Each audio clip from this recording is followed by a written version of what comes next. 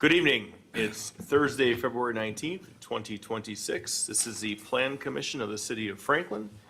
Mr. Martinez, would you please take the roll? Mayor Nelson, Here. Uh-oh.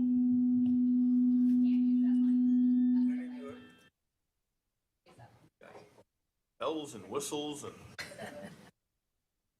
chimes. Mayor Nelson, Here. Commissioner Specht, Here. Commissioner Shogo, Here. Commissioner Haley, Here. Alderman Salus, Here. Alderwoman Day. Here. Commissioner Leon is excused. Please rise for the Pledge of Allegiance. I pledge allegiance to the flag of the United States of America and to the republic for which it stands, one nation, under God, indivisible, with liberty and justice for all.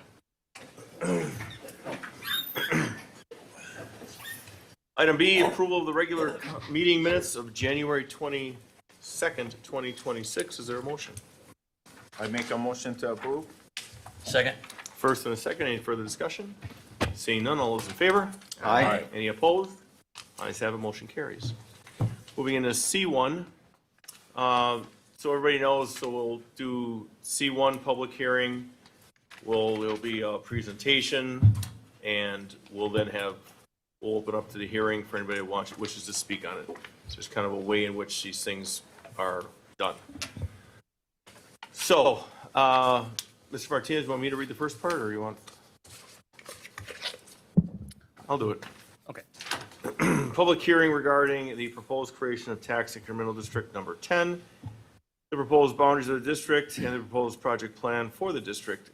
Tax incremental district number 10, TID 10, is a proposed blighted area district comprising of approximately 30 acres located to the southeast of South 76th Street and West Rawson Avenue.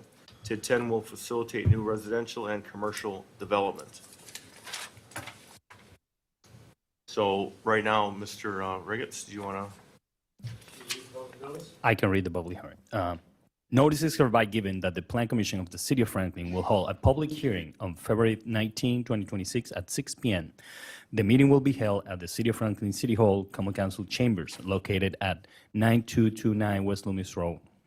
The hearing will be held to provide the public with a reasonable opportunity to comment on the proposed creation of tax incremental district number 10, its proposed boundaries, and its proposed project plan. The district's proposed boundary is identified on the map included in this notice. Based on the existing conditions of properties within the proposed district boundary, the city expects to designate this district as a blighted area. Projects to be undertaken within the district and costs to be incurred, project costs will be for the purpose of eliminating or reducing blight and may include payment of cash grants and development incentives to owners, leases, or developers of land located within the district, professional services and organizational costs, administrative costs, financing costs, and other costs as may be necessary to implement the district's project plan. Projects may be undertaken within the district's proposed boundary and in areas located in the city within half mile of the boundary. All interested parties will be given a reasonable opportunity to comment on the proposed creation of the district, its proposed boundary, and its proposed project plan. A copy of the proposed district project plan, including a description of the proposed boundaries, is available for public inspection and will be provided on request during normal business hours at the office of City Clerk at Franklin City Hall, located at 9229 West Loomis Road. Thank you.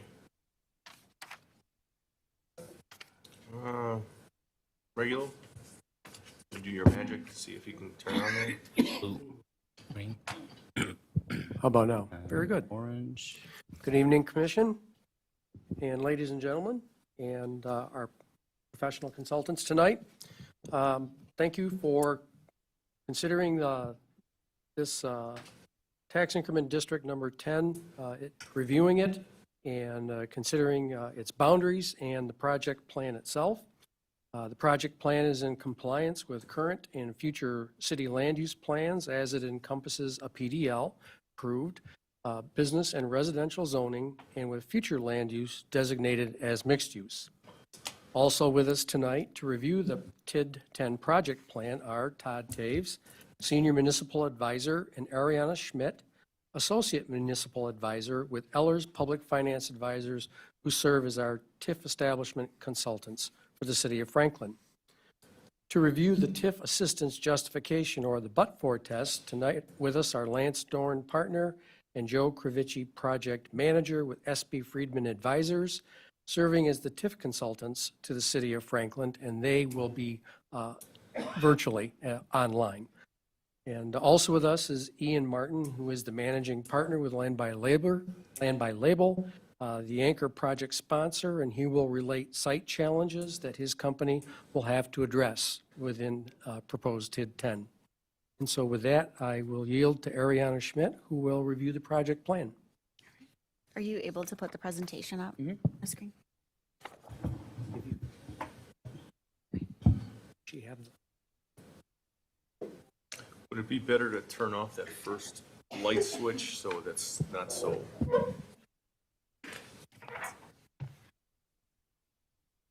I don't know. Crapshoot. No, the other one. Is it?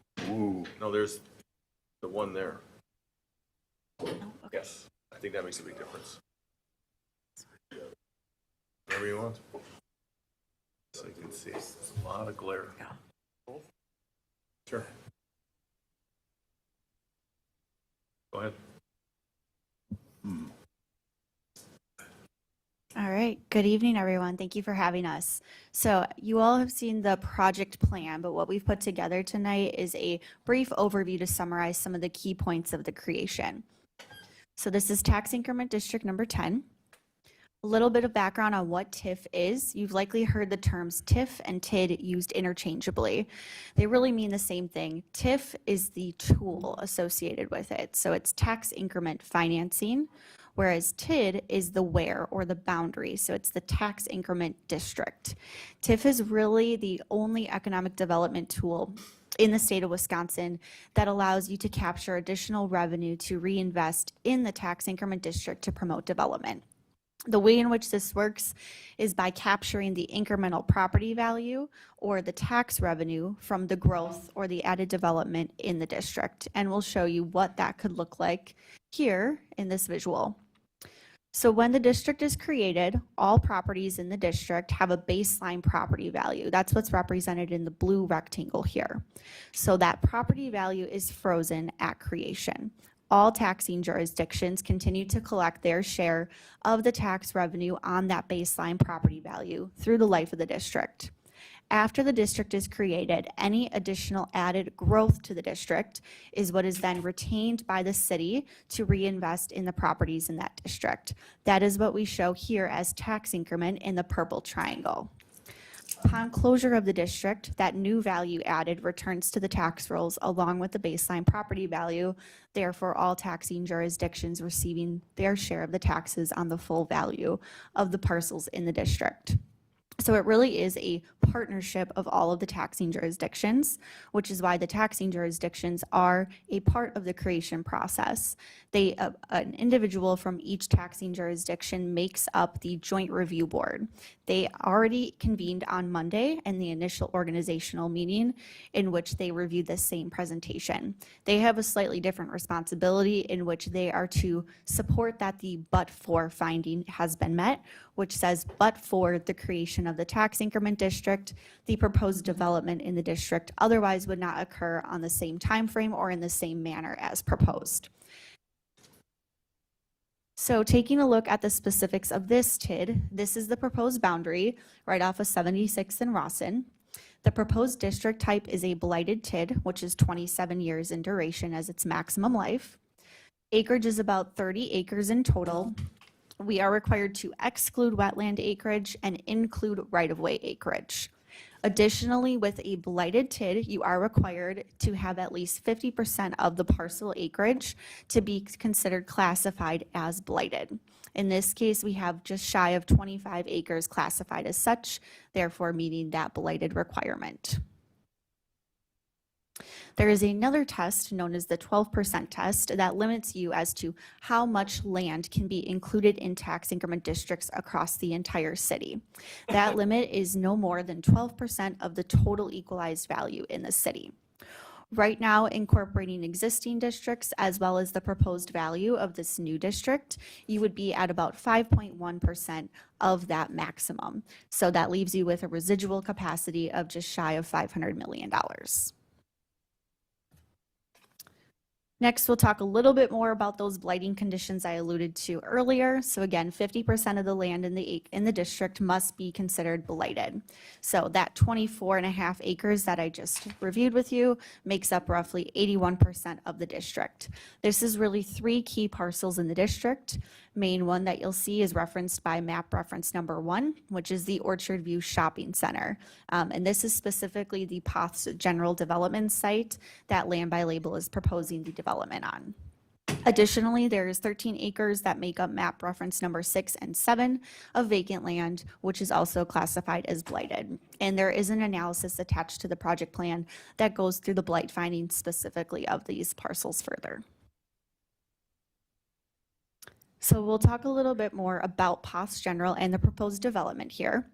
It is a proposed development of 292 residential units that construction would begin this year and wrap up in 2027. There is also potential for some commercial development as well as a relocation of the current Dollar General site. We do not have valuation assumed for either of those developments in here. However, if that development would come to fruition, that would of course generate additional tax increment in the future. But right now here, what you see is roughly $42 million of estimated added value to the district as a result of this Poth's General development. So this is the proposed site plan, which I will just skim through. I know SB Friedman will talk a little bit more about the development in particular, as well as the but-for test associated with this development. But for a project expense to be eligible to be paid for by the tax increment generated in the district, it does have to be captured in the project plan. So there are only 2 main expenses we've included here, the largest one being the development incentive, in which 90% of the tax increment that's generated by the development of the Poth's General project would go back to the developer, capped at $15 million. Now, this agreement does have to be formally memorialized in a development agreement, which is a separate approval process from the creation of the district here. So basically what that means is this would be done as a pay-go, meaning if the development does not occur, there is no increment that would go back to the developer. So this is the least risk way that a community can implement a development incentive. So the city is not fronting the cost for the development to occur, but rather the developer puts the development in place. As that added value from that purple triangle earlier comes to fruition, that tax increment is captured. The city then returns a portion of that tax increment to the developer to help offset the costs.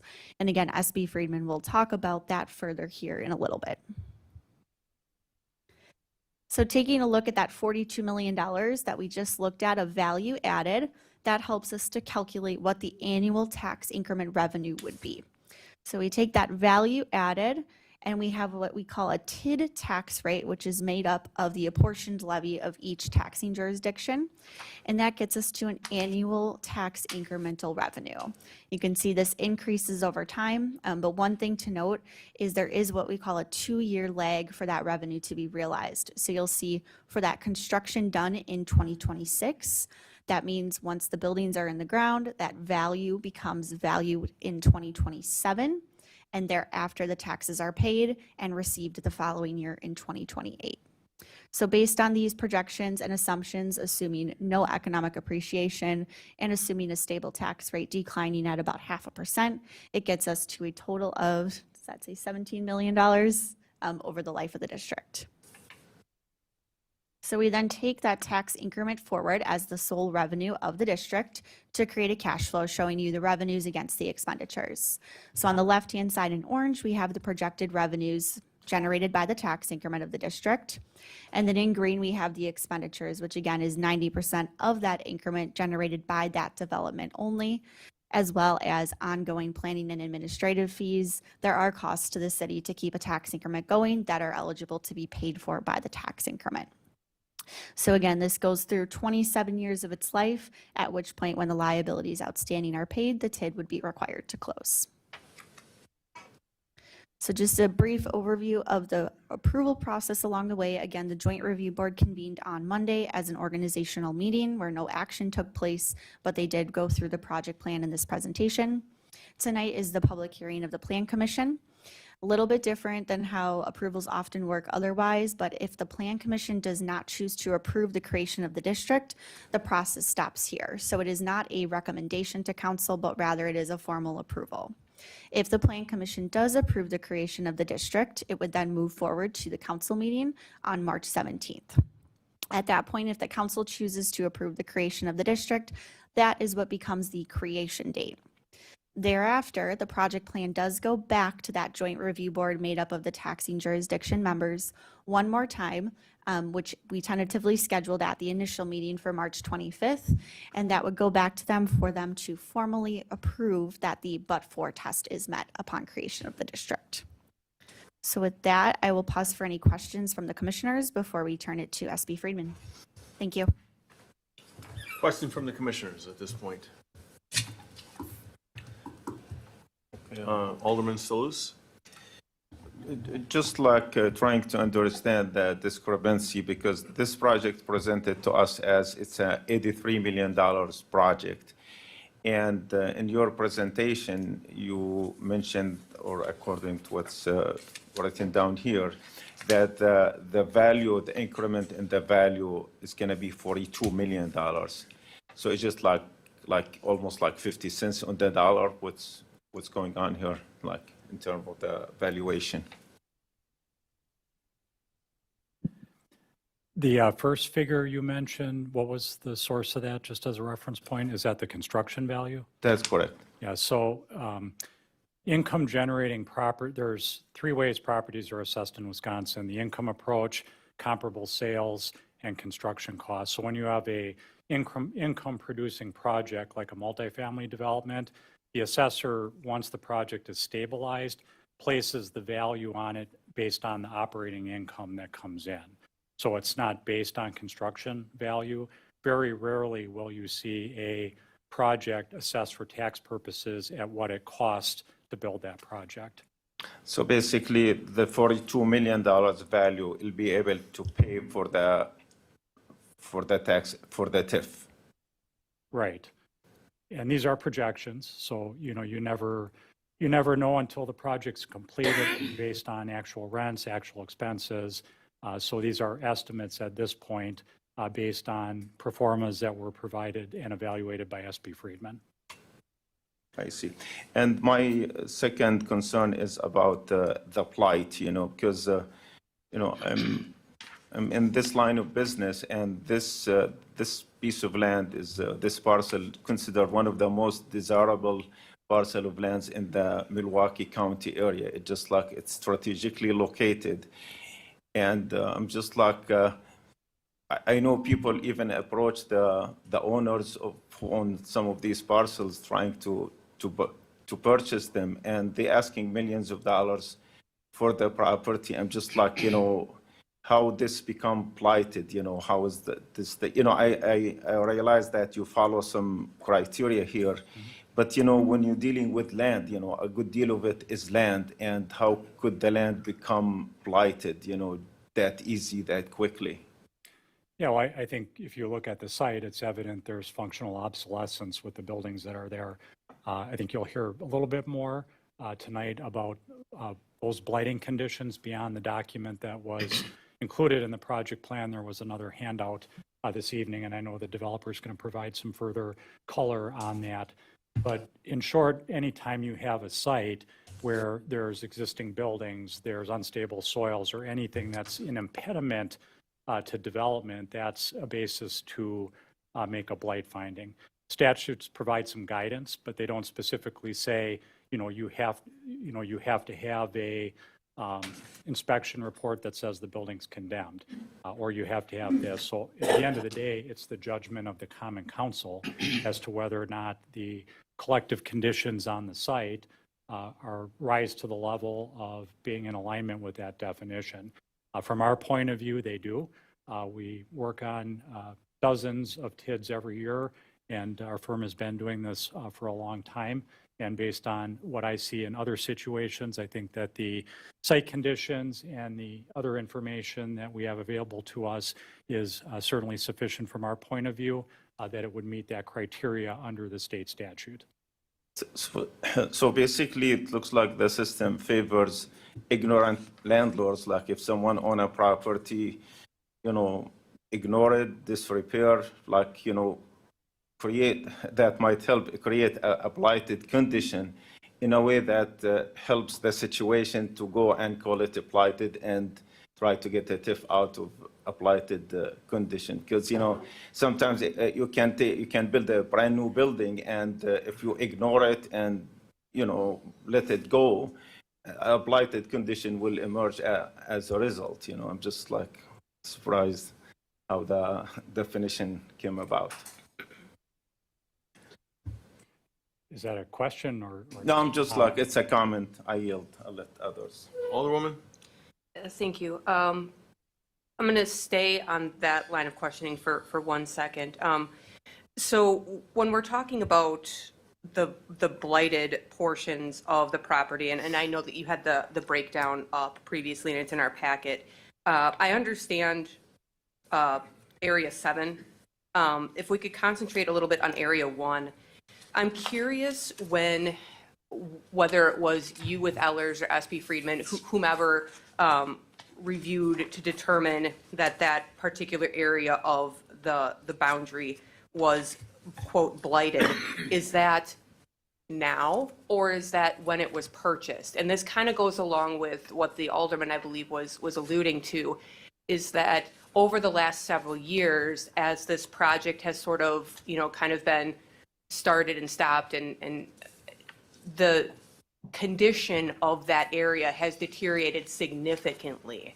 And it seems as such that no one was actually trying to keep it up, knowing that eventually it would be leveled in this case. But my question sort of I will ask the question, how do you determine if it's truly blighted or if it became blighted due to neglect? Does that factor into it at all? No, the definition is a description of the property in its present condition. How it got to be to that point is not relevant for purpose of the statutory definition. There's nothing that says you are to take into consideration the history, what the previous owners did or did not do. It's simply an assessment of the conditions on the ground.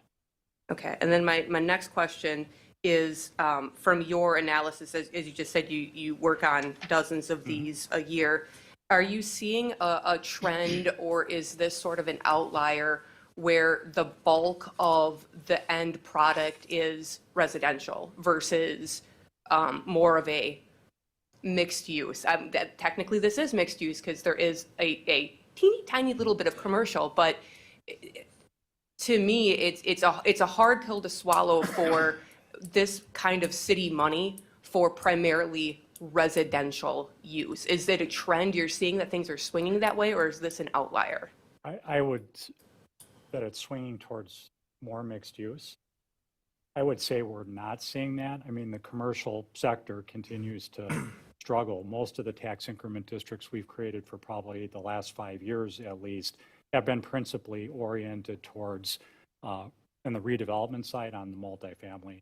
Certainly, we see some mixed use, but generally that's a relatively small component of the overall square footage of the project. So we see it, but if you're looking for something that's like a third commercial and 2/3 residential, I would say we're not seeing that routinely because there just is, it's market driven. And then my last question, you may not want to answer this because this is a very big hypothetical, but would you surmise that in this particular location, if there was a higher percentage of commercial included in the TID, would the end valuation be higher? Are we, because this is so residentially focused, are we losing potential gain by kind of pigeonholing us with more residential? I guess I don't have a point of view on that because I'm not a assessor. I mean, generally, again, going back to the earlier comment about the commercial sector, I'm aware of like an example that I won't name in another community where the owner is essentially renting out the commercial space for next to nothing to have a tenant. So I would expect that the answer is if you had more of a commercial component, would it produce a higher value? Might not, but that would be a conversation with the assessor. I know we've got the developer present tonight as well, and they probably would have a lot better insight than I do in terms of market realities and mixes like that in terms of the rental income of commercial versus residential. Yeah, and it's a bit of a chicken and egg game, what draws what. Does the residential draw the commercial? Does the commercial draw the residential? So, okay, thank you. Over this side. So I guess now we'll hear from SB Friedman and their analysis and assistance justification, but-for test, opinion. Thanks, John. Let me pull this up quick. Thank you to the commissioners for having. John, we hit the lights again, please. While he's doing that, I'll get started. Thanks again for having us to the commissioners. Thank you. A few of you have probably seen this presentation now a couple of times, but as John mentioned, we are from SB Friedman Development Advisors. My name is Joe Krivicki. I'm here with my colleague Lance Dorn, and we'll be presenting our analysis on the POS General project. This type of analysis, this evaluation of the need for public assistance is often referred to as gap analysis, or as Ariana had mentioned, the but-for analysis to really assist decision makers on the level of assistance or the prudence of assistance in this case.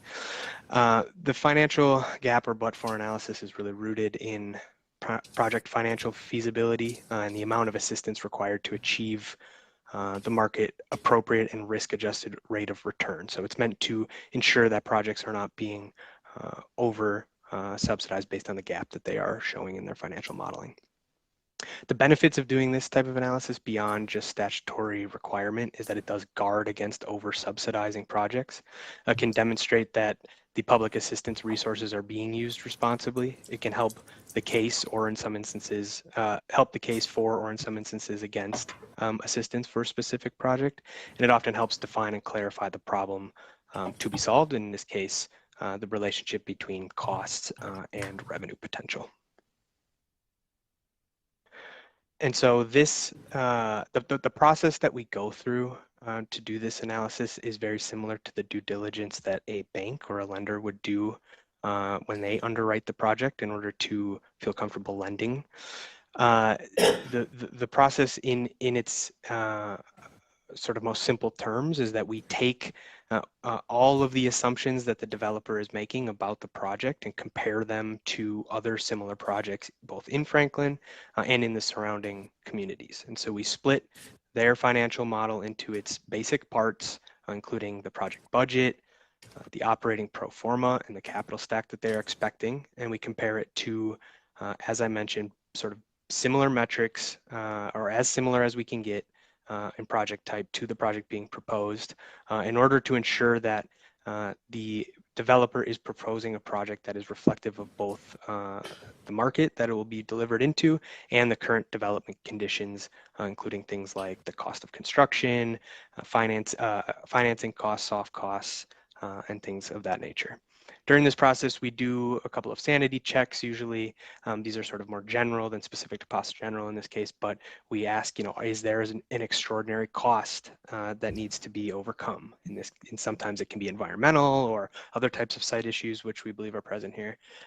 Sometimes there's public infrastructure included in a project that drives the gap, and sometimes there's a publicly desired feature that a market rent won't support that can drive that gap as well. And so during this process, we're asking ourselves these questions.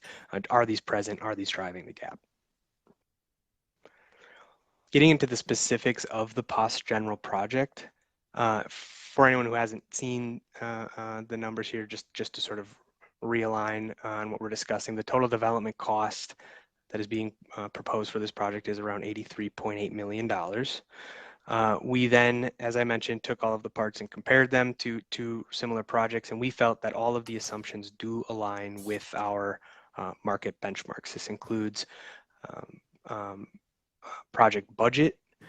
So for instance, we checked the hard costs against similar project and found that they, while are slightly lower on a per unit basis, they are largely in line with what we would expect based on the size of the project. As you add more units, it drives down the per unit cost, and so this has a few more units than some of the projects that we compared against. Soft and financing costs, just to highlight a few, soft and financing costs are within the typical 10 to 15% range that we would expect to see here.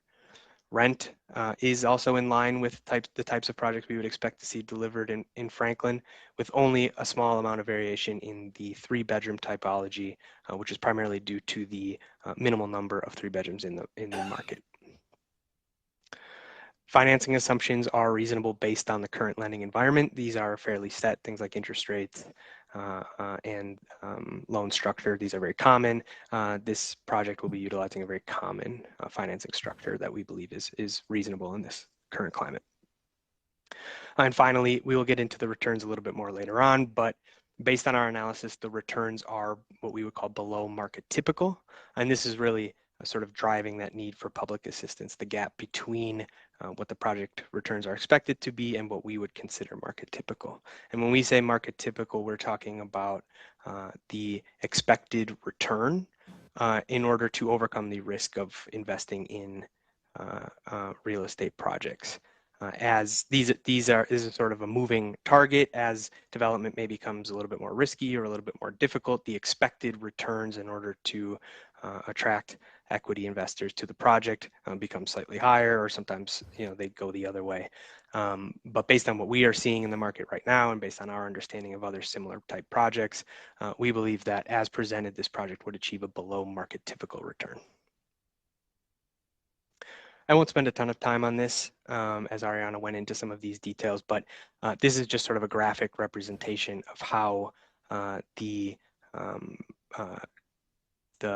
increment will be generated from the project and sort of where that money will end up. You can see that it's split into three buckets here, one being the MRO payments, or the payments to the developers in the form of public assistance. That totals about 14.9 or just under $15 million. The second bucket is to admin fees to administer the TIF over time. That's about $700,000. And the remaining 1.7 would flow into the TID fund to be used on things like additional public improvements or subsidizing a future project or whatever is in line with the city's goals within this TID.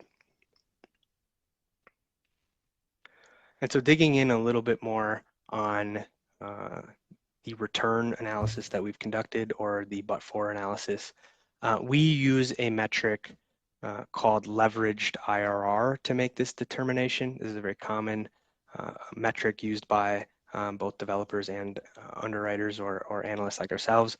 This metric, there's sort of two pieces here. The first piece is leveraged, which indicates that the metric takes into account the cost of funds or the interest rate paid on the debt taken out by the project. The second part of it, IRR, stands for internal rate of return, and this is an annualized metric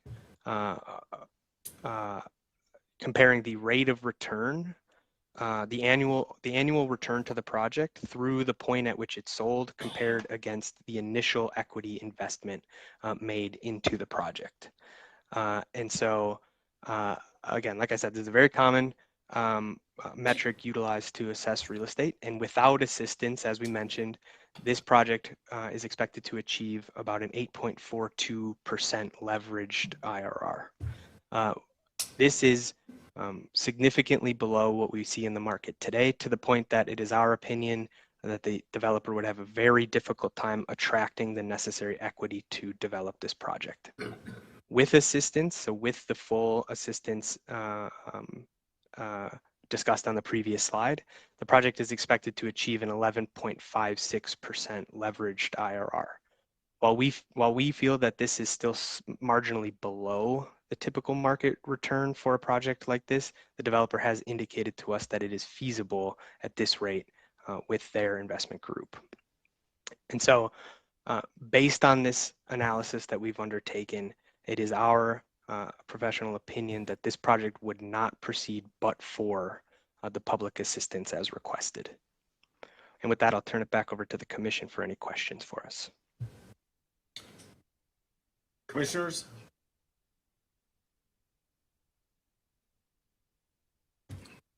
Nothing at this point. Thank you, gentlemen. I guess now we can hear from Ian Martin, who is the managing partner for the development company Land by Label, and he can explain to us some of the challenges he has with the site.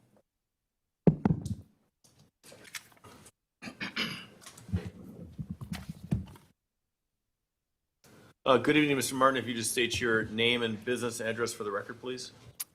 Ian Martin, Managing Principal of Land by Label. Business address is 638 Milwaukee Street, Delafield, Wisconsin, 53018.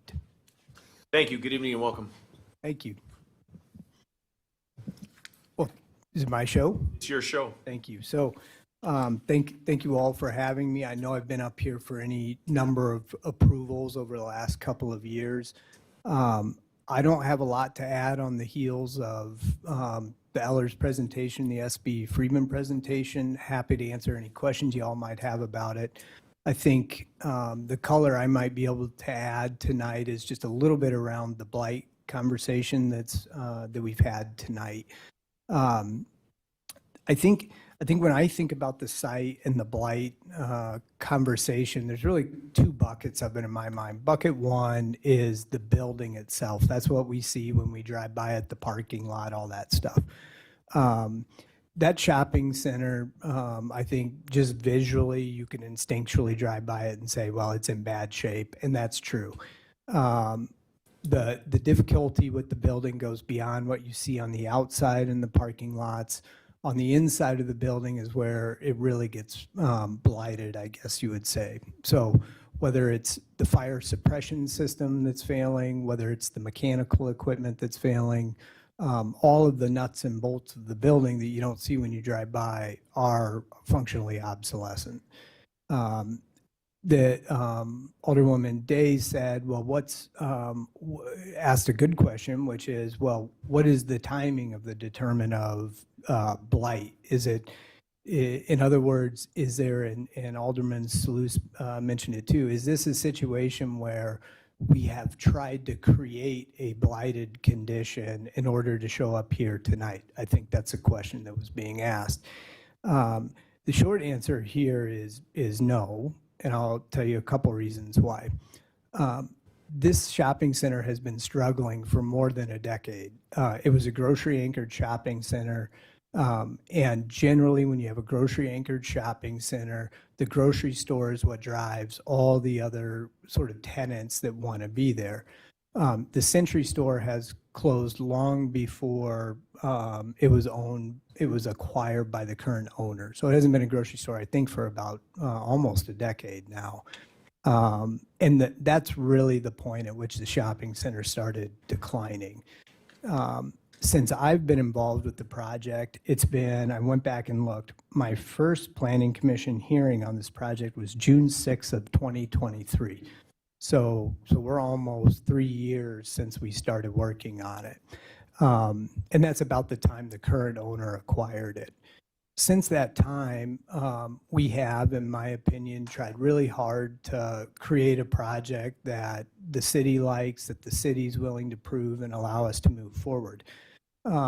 Always with the goal of redeveloping it, and I think we've been transparent about that since day one. Over that time period, we've probably spent, a couple $100,000 on the project. All of that money has gone into life safety issues. So whether it's, patching up, we had a water line break in the Century a couple weeks ago. We had to go back in, fix the water line. Right now, we're spending about $3,000 a month on temporary power to heat the space to try to, we made this decision when it was, tree snapping cold and then it turned 50 degrees. So maybe that wasn't money well spent, but I didn't feel like we had a choice about it. So we have spent a fair bit of time holding the building together as best we can while we work through this process with the city, and it has been a long process, I think for good reason. So this hasn't been a situation where I believe the landlord is neglecting it in an attempt to justify the redevelopment of the center. The land was acquired for the purpose of the redevelopment. The shopping center has been struggling for a decade, and we're doing our best to get to a point where we can redevelop it. So I think that's my notion or my commentary on the building piece. I think the other bucket is the site conditions, and you've heard some discussion about it, but I wanted to add a little more color on it.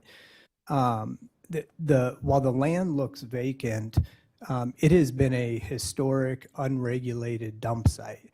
So what that means is over the years, various people have used it to literally dump any number of debris and other stuff on the site. Some of that debris went into filling old farm ponds. If you look at old aerial Sanborn maps of the site, you can see that there were cattle ponds at one point, long time ago. Those have been filled with rubble, building rubble, other materials. And so what that means is the site itself is not stable. None of this material is structural. It can't hold up a building of any sort. You couldn't build a single family house on it, let alone anything more intense than that. Those site challenges, that unregulated dump material has real cost for us in order to facilitate the project. And I won't go through the entire budget that SB Friedman mentioned, but to give you some sense of it, in order to excavate out some of the fill material, this is really the debris. So think about old building parts. There's some rubber tires that have been buried, things like that. We have to spend about $200,000 just to dig it out and get it off the site to the point where we actually have something we can legitimately try to build on. Once we get to that point, we have to spend about another $550,000, $600,000 on what's called rammed aggregate piers. Again, that's just a way you structurally support a building when the soil beneath it is uncertain or unstable. Again, it's just something you have to do to support a building. There's some other nuances to the site that I believe make it blighted, even if it's not self-evident. One of those is the fact that this is landlocked and it has no supporting infrastructure. So this property doesn't have access to any adjoining roads. We will create that as part of our development, but in its current condition, it is underserved by any reasonable access infrastructure. So to build the roads, to create the access, that's about, I think, $175,000, $200,000. I think all the actual numbers are in the packet or the sheet that was handed out tonight. So again, I understand the conversation around how can you have a vacant piece of land that's blighted. I think the answer to that is once you actually kind of have to roll up your sleeves and dive into what is the condition of that property, the reality is it's an unregulated dump site that isn't a safe property to develop on. The last thing I'll mention, and this is the piece of it probably that keeps me awake at night more than any other part of it, is we do all kinds of exhaustive environmental review before we get into a project. So on this site in particular, there's an old dry cleaner on the site, right? When you have a dry cleaner, that's a reason to be nervous. So we had to do a phase 2 because of that. We Energies has some antiquated infrastructure on this site that looks corroded and leaking. So we also had to go out and take some soil samples to get our arms around what that condition is. And those were the things we know about. the thing that keeps me awake on an unregulated dump site like this is all the stuff we don't know about. What happens when we actually get out there and we open up the ground? I can promise you we've done a whole bunch of soil borings so we can get our arms around it the best we can, but you can imagine on a 20-acre site, there's only so much you can do before you kind of got to go with the best information you have. So none of that is quantified. I'm just sharing it because when you go through our project budgets build up to that $84 million number, we do carry a contingency because reasons like this. There's a real risk that we'll find something that's not ideal once we get to work. So that's the commentary around the blight. Happy to answer any questions y'all might have. Questions from the commission? Mr. Shoggle. I think one of the other questions that's come up from other people, and Alderperson Day touched on it a little earlier, is the percentage of commercial versus residential. I think a number of people have brought that up. Can you just touch on how that research went for you to come to this project? Yeah, so good question. And if you were to go back to that June of 23 site plan and compare it to what it is today, I think what you'll find is there's actually more commercial today than there was then. It looks a little different, admittedly, but there's more today. So when I look at the site and I say, okay, what is the amount of commercial that we can support? There's really two, call it factors of limitation on that commercial intensity. One is the city zoning controls on it. Parking requirements, how many stalls per 1,000 do you need? What's the zoning allow? You guys have seen that. We've all been through that issue together. And so that limitation, we know what we have. And I think we could support about 50,000 square feet based on that current zoning classification. So then the other limitation, and I think the Ellers team mentioned this, is what's the market support? And it's honestly, at this point, it's a little difficult to answer that question with certainty, because what I'm out in the marketplace showing everybody is pretty pictures and a good idea. But what I don't have is a site that somebody can drive by and say, oh, that's a nice vacant piece of land, I can go build a building on it. I just don't have that right now. So it is, and I think maybe Alderwoman Day mentioned, it is a little bit of a chicken and egg that we're trying to get our way through here. Now, what I can share with you in terms of the overall commercial square footage we have a 4,100 square foot commercial building that we're building as part of the apartment project. That's on the plans. That's slated for food and beverage use. We've got a number of people we're talking to about that, and the concepts for that range everything from a wine and cheese bar with a coffee component to a full service sit down restaurant. There's a discussion about, I think the slide said Dollar General.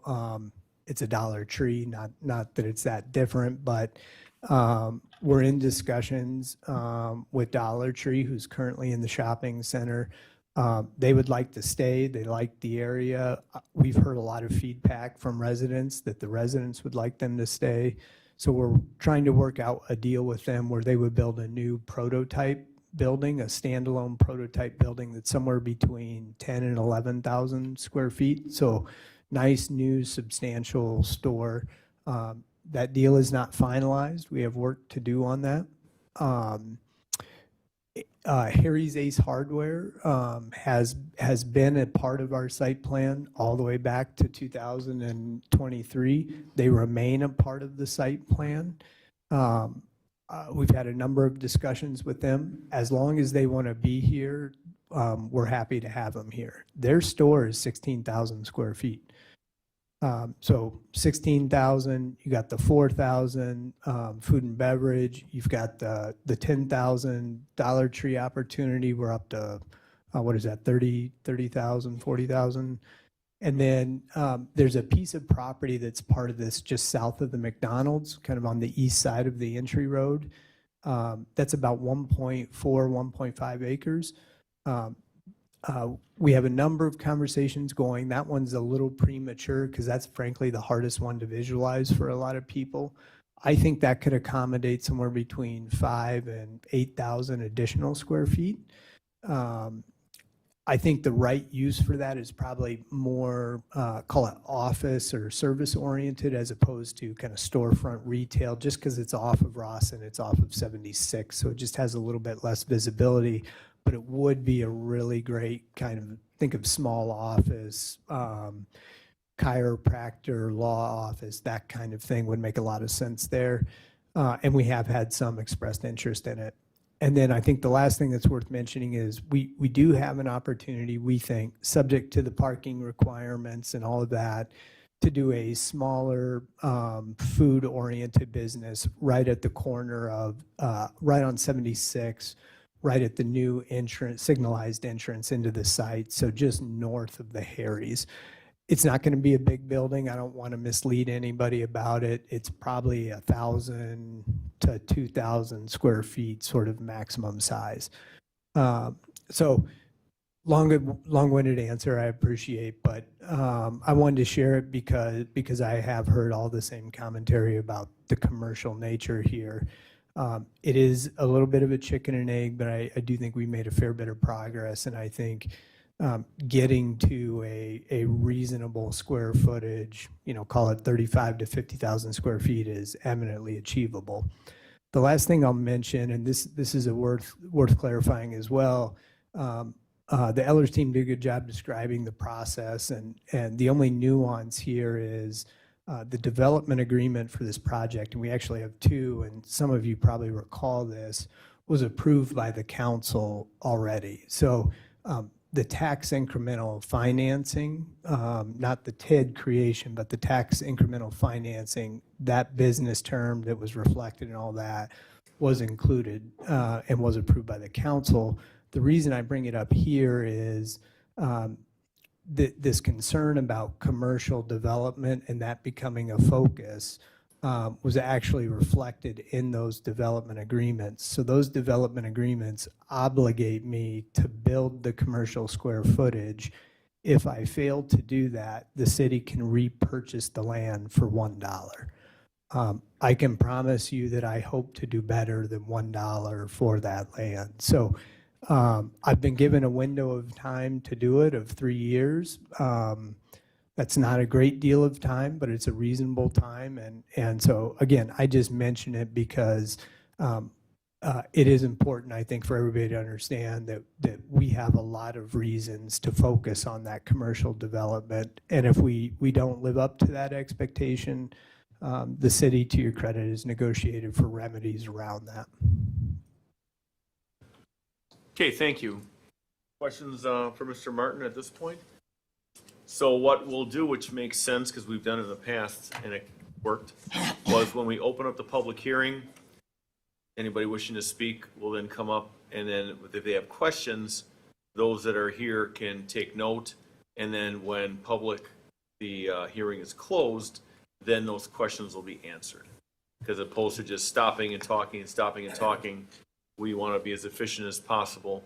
And then when you have the SB Friedman and Ehlers here, as well as Mr. Martin, we also have on the screen there Danielle Brown. She is our Director of Finance and the city's treasurer as well, if there's any questions on that. So with that and all this craziness, was that already, Mr. Martinez, it's already been read? Okay. So normally I read verbatim you want to stay up here? Take your notes. Yeah, so normally I read it verbatim as far as this goes, but there's a public hearing, so it's a little bit different. So still, name, address, please, when you approach the podium. Speak directly into the microphone. It is now open for comment at 6:53 p.m. Good evening. This must be for 6:53 p.m., yes. Good evening. My name is Mira Kresovic, 8810 South 51st Street, Franklin. I'm not a lifer for Franklin. I moved here in 1971, so I'm a little familiar with the area, not completely. You have to disclose something. Pardon? You have Oh. to disclose your. Oh, I didn't know if I could say that or if that would No, border on it's electioneering. required. No. Okay. I am a candidate on the April ballot for D4 Alder. Okay, so that said, I remember when the center, I'm just going to call it the Century Mall, Orchard View. I remember when that was first built. And I remember that ruffled a lot of feathers. Change usually does. I worked at Century when I was in college. It was one of my college jobs. I also worked at the tanning salon when I was there. College job. To that point, I have seen that area fall into decay over a while now. I don't remember exactly when, but it was shortly after the grocery closed. I remember going to McDonald's, and in the drive-through, you have a good view of the loading dock, that big garage door, and I remember that being opened, like it was tilted. That has been fixed since. I mean, there hasn't been a lot of repairs to Alder Days Point. There hasn't been a lot of repairs on the building, but there has been some stuff done. I just heard about the second restaurant tonight. That's really exciting. That's what prompted me to come up here. People have been begging for restaurants in the area, and I'm probably close to my 3 minutes. I'll speed it along and just say, I have to say this to Land by Label. I don't know who does their website, but I've never seen the documentation that I'm seeing on here and the high resolution graphics. If you want to look at the engineering plans, stormwater, it's all here. And I've never seen such disclosure before. So I just wanted to say thank you for that. Thank you. Mr. Pelkey, good evening. Hello, Andrew Pelkey, 9320 West Grandview Court. I am here to talk about the use of TIFs and public money for projects like this. I really don't have an opinion on whether there's residential, commercial mix or anything like that. That's for people of a higher pay grade than me. But I will say that tax incremental financing was supposed to be for situations where the cost to remediate some problem was more than the property was worth. So for example, in West Dallas, they have a lot of industrial sites, old industrial sites, and the soil's contaminated. I think we have a similar contamination problem behind Hobby Lobby, if I recall correctly. But in some of these cases, you know, the cost to get rid of the contaminated soil is more than the property was worth had the problem not been there. Okay, and so, you know, who's going to buy a property where the cost to fix the property is $2 million, and after I'm done fixing it, it's only worth $1 million? That doesn't happen. And so these kinds of sites, they linger and they stay there, and they go nowhere. And this is where TIFs were supposed to be used for. Okay, now in this particular case, I look at what's the problem with the property. Okay, we have some buildings that have reached the end of their useful life. We've got some land that is maybe a bit unstable, as the gentleman pointed out. They found it was used as an unlicensed garbage dump. Okay, so there's some cost to remediate it for the purpose that we're all talking about. Okay, but what's the cost to remediate it compared to the value of the land once remediated? They didn't buy it for $1. They bought it for $7.5 million. So therefore, they knew they could see the building. They did their due diligence, as capitalists do. They knew about the dump. They knew about all of the things that they talk about today. And yet, after the cost of all that remediation, somehow it's still worth $7.5 million. That doesn't make any sense. And now we're here asking for $15 million because they paid $7.5 million for something that's going to cost, you know, a lot of money to remediate. So I don't think that this use of a TIF district is really appropriate. And I think the way we got here is that somebody from the city let on some time ago that TIF money would be possible for this development. And as a result of that, the former owner asked a price for the property that only a buyer who is expecting TIF money is willing to pay. Okay, so in other words, I have a 3-minute limit? Well, I'm at 3.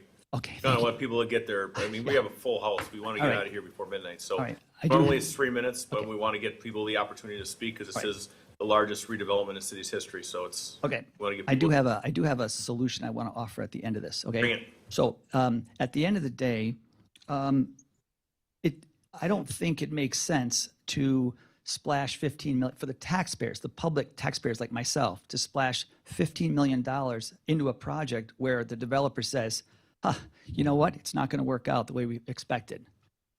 I don't think that's the case here. I think there was some expectation that that there was going to be TIF money, and that's why they overpaid for the property.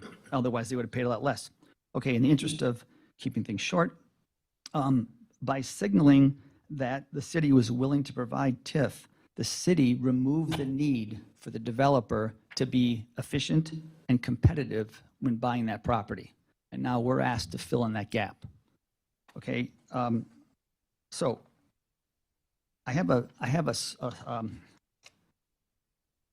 okay, so the winners in this property, this project has winners and losers. The winners, of course, are the developers who are going to receive $15 million of taxpayer money in this pay-as-you-go thing.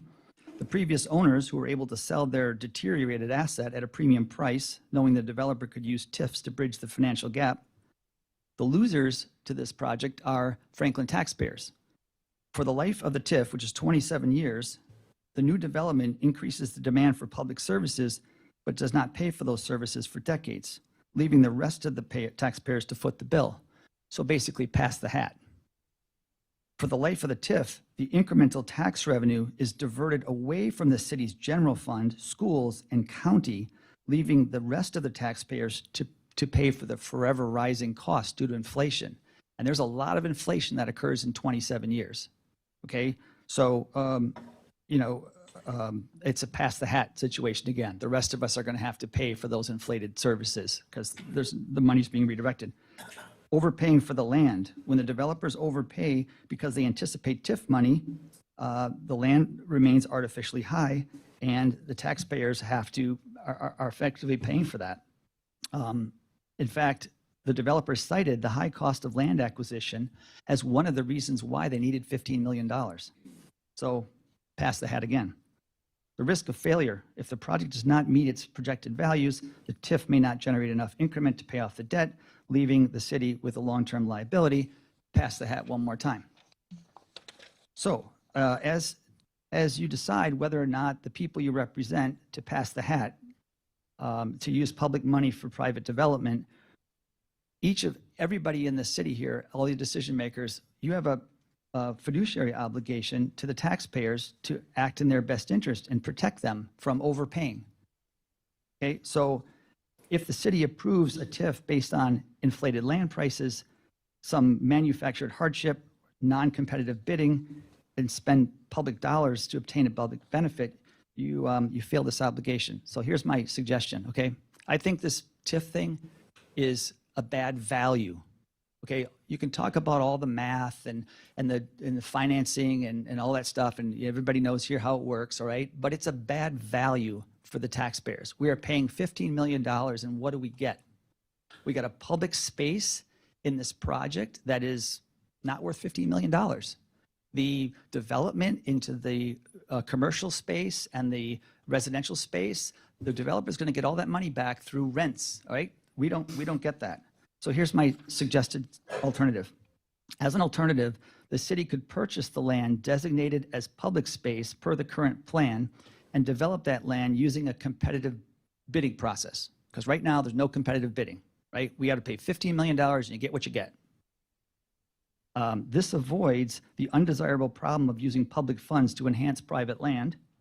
Not only will that produce the lowest cost to taxpayers, but it has two other really important benefits. First, we get to control, we the city, get to control what goes on in those public spaces to avoid the problems we have with nuisances like at the Rock, right? Because we own the land, we can control what happens so we don't have nuisance activities going on. And secondly, we can make sure that that public space is maintained so it doesn't go the way of Orchard Village, which of course is why we're here. So such an alternative meets your fiduciary obligations, whereas the TIF financing does not. A fair price is easily enough to come by. And I hope you consider this as an alternative, because the 15 million for what we're getting is a bad deal. Thank you. Thank you, Mr. Pelkey.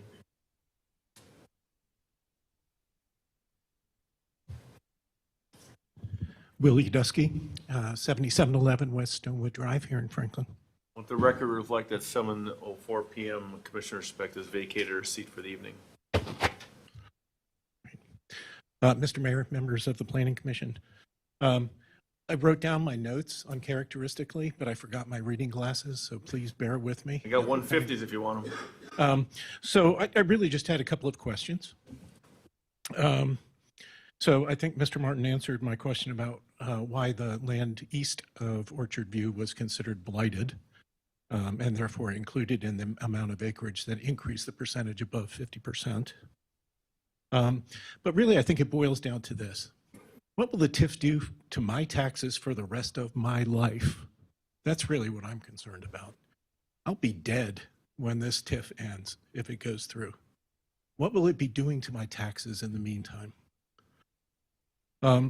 Second thing is, and I think Mr. Pelkey alluded to this as well, what guardrails are in place to keep the new commercial development from becoming obsolete like the existing development is before the end of the TIF?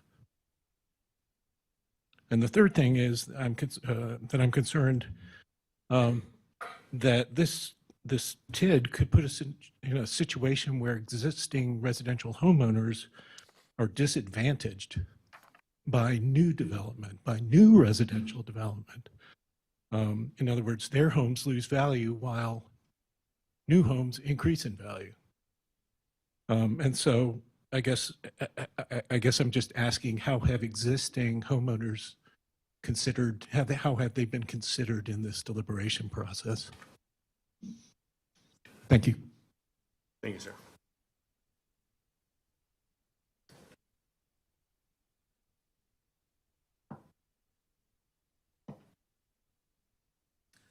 Hello, Nance Gasavic, 7518 Carter Circle North.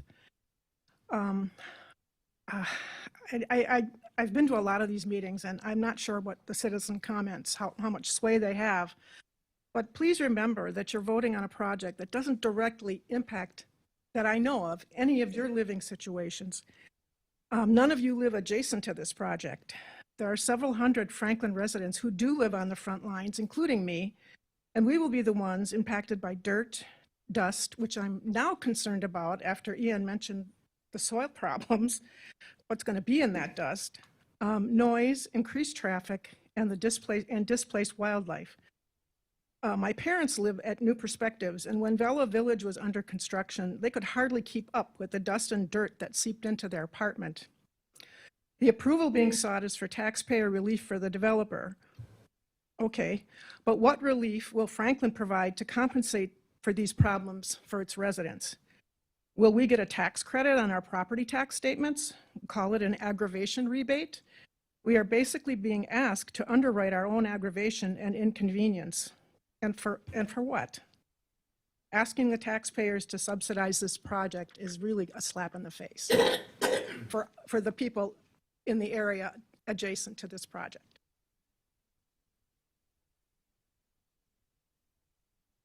Anyone wishing to speak? Kristen Wilhelm, 3851 West College Avenue. I'd like to address the taxpayer money, and I'll probably get into that more in my notes, but there seems to be a real misconception that this is a taxpayer-funded project, and it doesn't quite work like that. Now, when we voted for the school referendum, that showed up on our taxes like bam, right away. This is not that type of tax direct impact. In fact, the pay-as-you-go doesn't work that way at all. And so let me get into my notes here. I wanted to talk about the blight and the redevelopment in the right place. And why do I say it's in the right place? It's a rundown strip mall for one thing. And I do believe if this, that this can meet the blight pretty easily, because if some of you are up here or anybody in the audience remembers, the blight was put on the TID district on the farmland for where the Strauss property was going to go, which is only residential housing right now.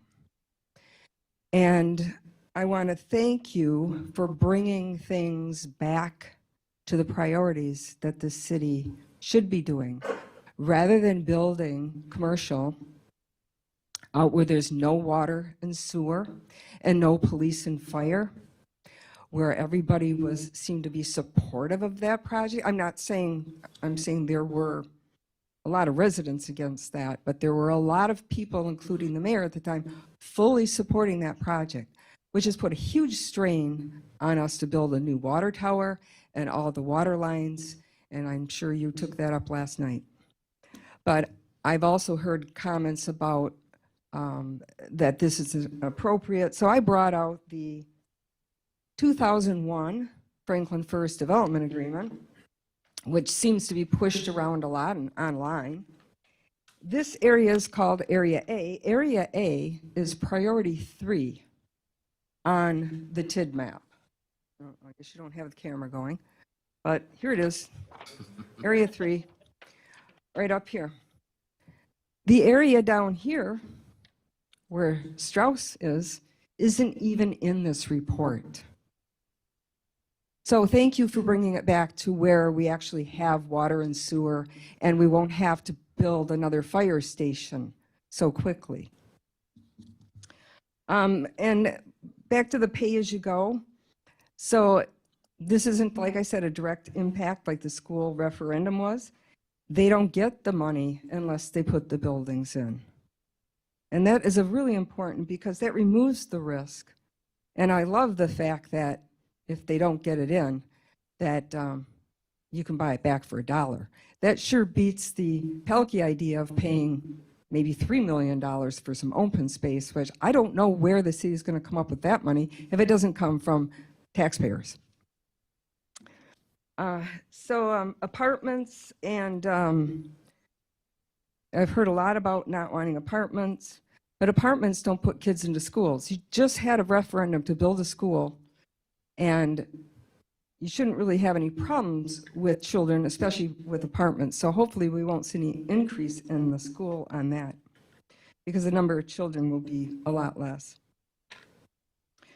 I'm not saying I'm fully supportive of all of the apartments, that's not the key, but the developer has the zoning in place to put 430 apartments.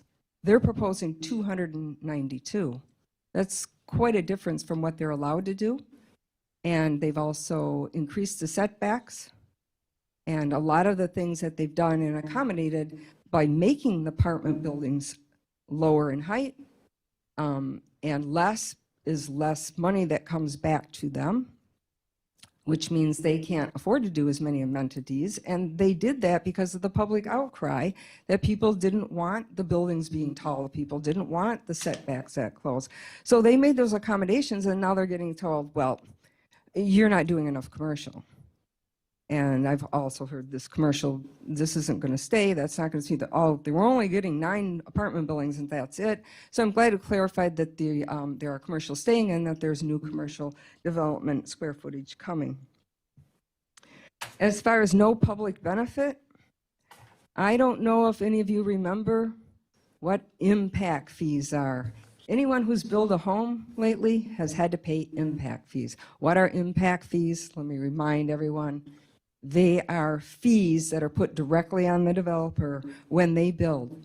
Those impact fees collect money for public benefit parks, taking care of increased police and fire services, water services, transportation services. Those are direct benefits that will probably come in at about $1 to $2 million immediate benefit. If you want an ice skating rink because you're upset because it's not here, the city is going to have impact fee money. They can probably put an ice skating rink somewhere. In fact, we have one in District 3 when I helped with the Pleasant View School project. and the heated building that never got used for an ice skating rink. So I'm not too concerned about that issue. The commercial development is a yes, and to have that commercial development, the apartments show that there is some action taken and that he's got the approvals to move forward.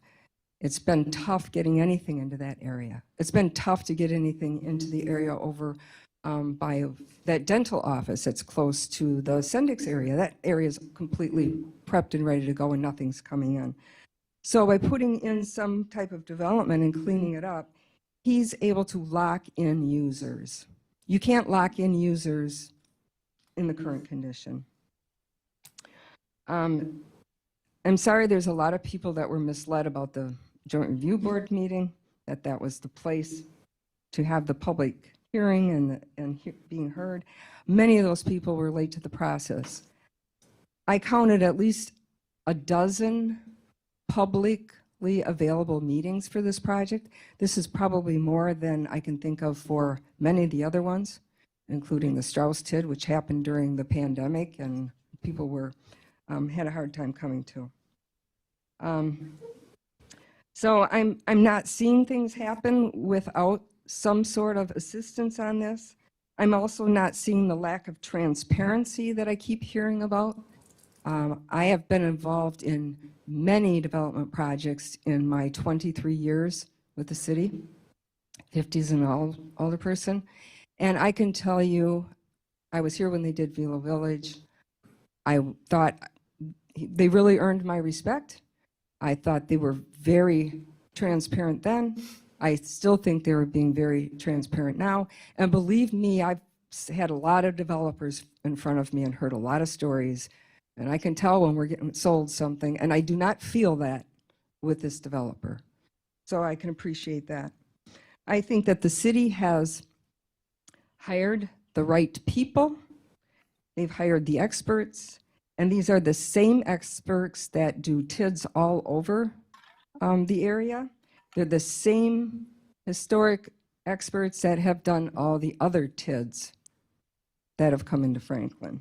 That I'm aware of. Tickner and, Ellers has done, I think, almost every TID that we've looked at.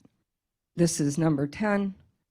Many of these, Mayor, were done before you, so I'm surprised that this one in a redevelopment area is getting this much attention, because it's an area that definitely needs the development. So with that, and I think being a responsible developer, and I love the buyback, I would support this project. Thank you. Thank you.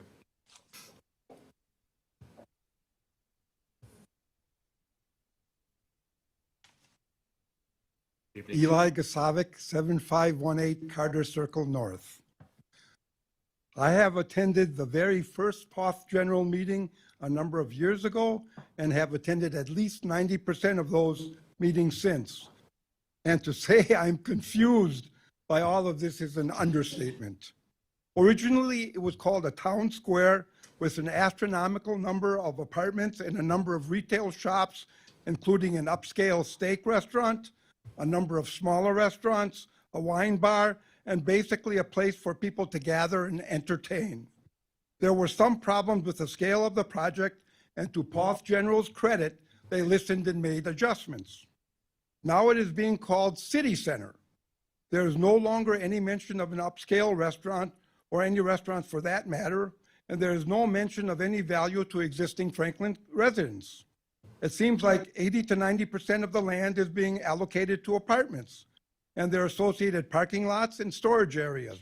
Therefore, I would suggest we change the name for a third time and call it what it truly is, an apartment complex.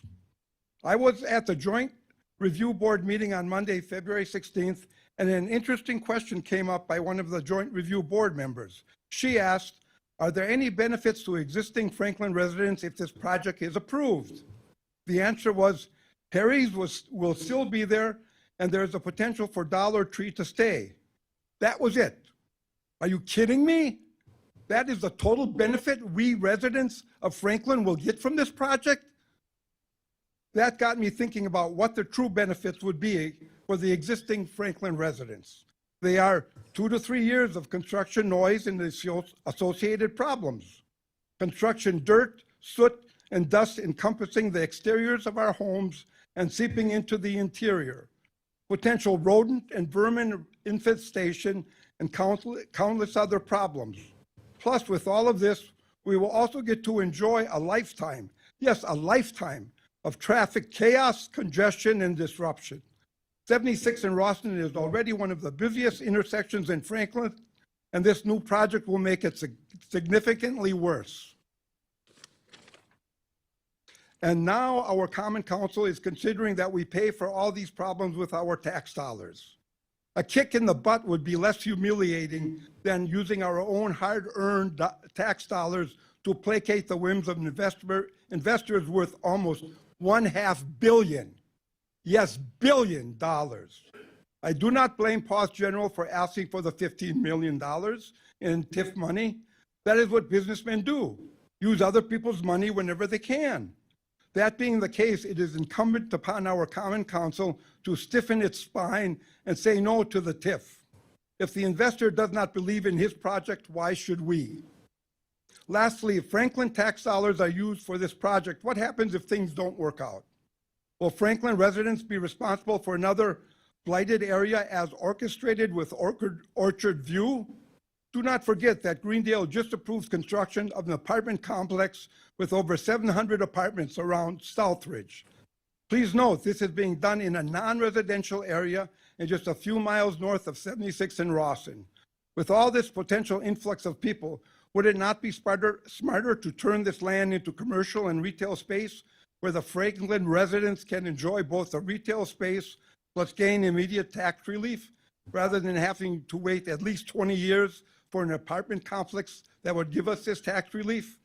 I know there are very smart people on our Common Council. I would ask that you look at all the parameters before you make your final decision, which will affect all Franklin residents for years to come. Thank you.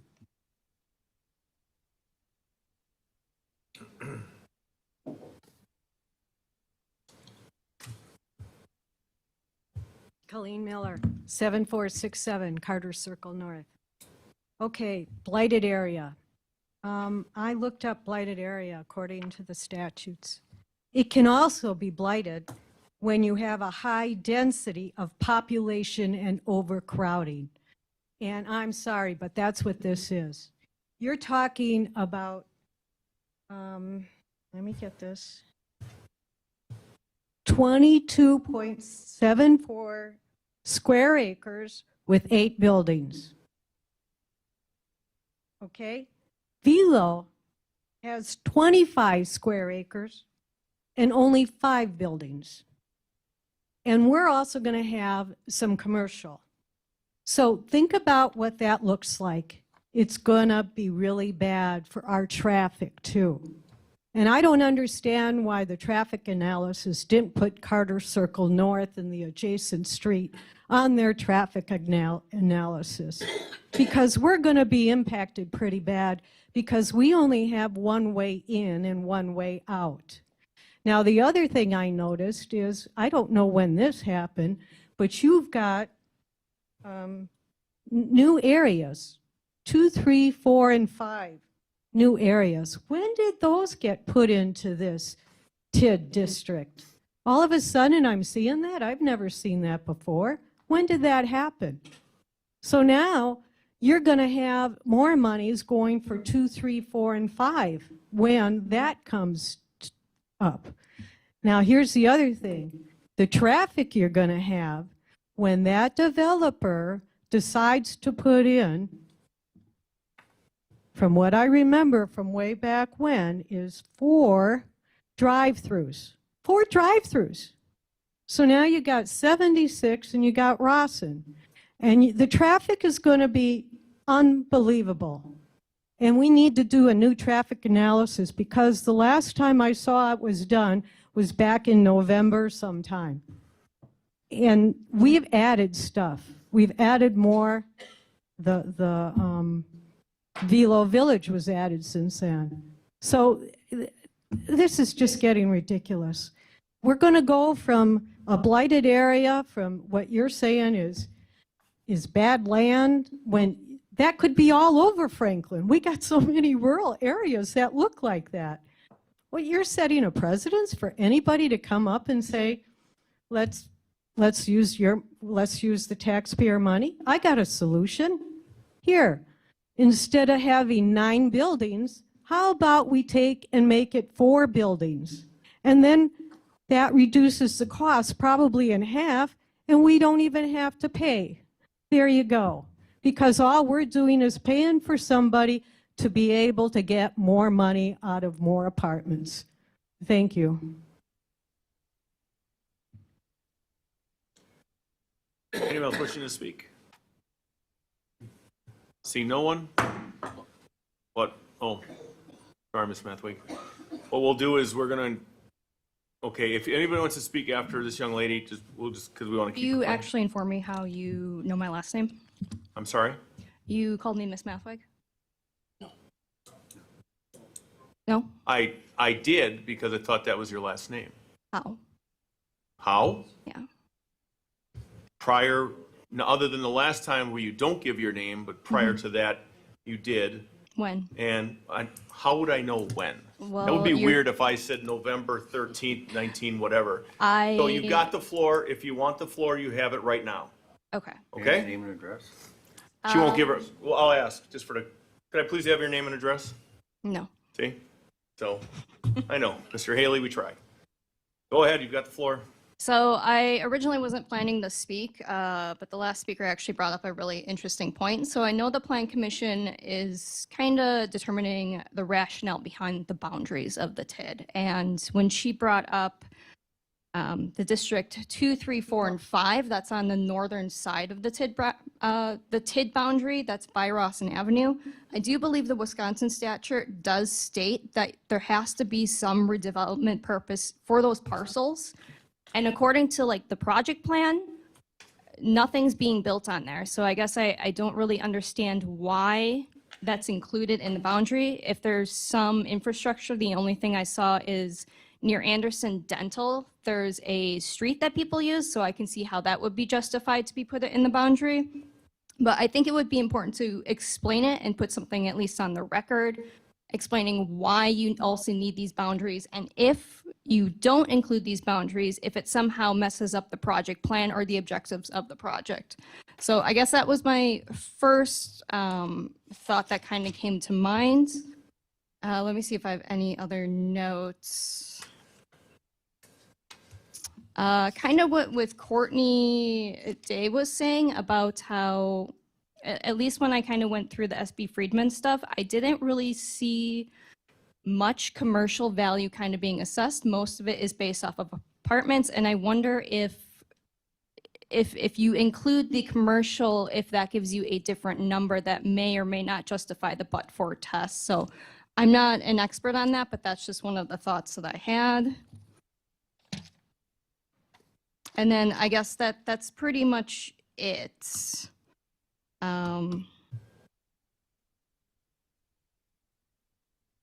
So, like Day said, if commercial gets more revenue, would they be able to pay off the TID faster too? So if there's more commercial developments, or if that's actually more included, or if it has an actual financial model, would that actually change how the TID could be paid off as well? So those are all the thoughts I have. I'm sorry if that was a bit oh, actually one more thing. On the Eller's prepared sheet on page 10 of section 4 preliminary parcel list and analysis for map reference 7, it states that there are 10.71 acres, but it states that 10.88 acres are blighted. So I really don't understand how you can have more blighted acres than the acres stated. So that's for number 7 on page 10. Section 4 preliminary parcel list and analysis. If you go on the first table, you go to map reference 7. It says 10.71 acres, but 10.88 acres. I don't know if that was a mistake or if there's some sort of rationale before it. And if there is a rationale, if that could be stated on record. So that's all I have. Thank you. Anyone else wishing to speak? I was going to wait till the comment period, but I would like to speak now. First, I know this meeting is limited video with What's that? audio. Linda Mathwick, 7321 Brun Drive. So I would like to say hello to all who mentioned that they would be listening online. When I describe this particular TID, I put it to people in a simplistic form. If you could just take $100, you have to understand that the developer is receiving $90, and then the $10 is divided between 5 tax jurisdictions. MMSD gets $1.90, Milwaukee County gets 80 cents, the Franklin School gets $4.10, and Franklin City gets $2.70, and METC comes in with a whole 50 cents. So the developer is actually making more money on this, more profit on it, when these 5 jurisdictions only have $10.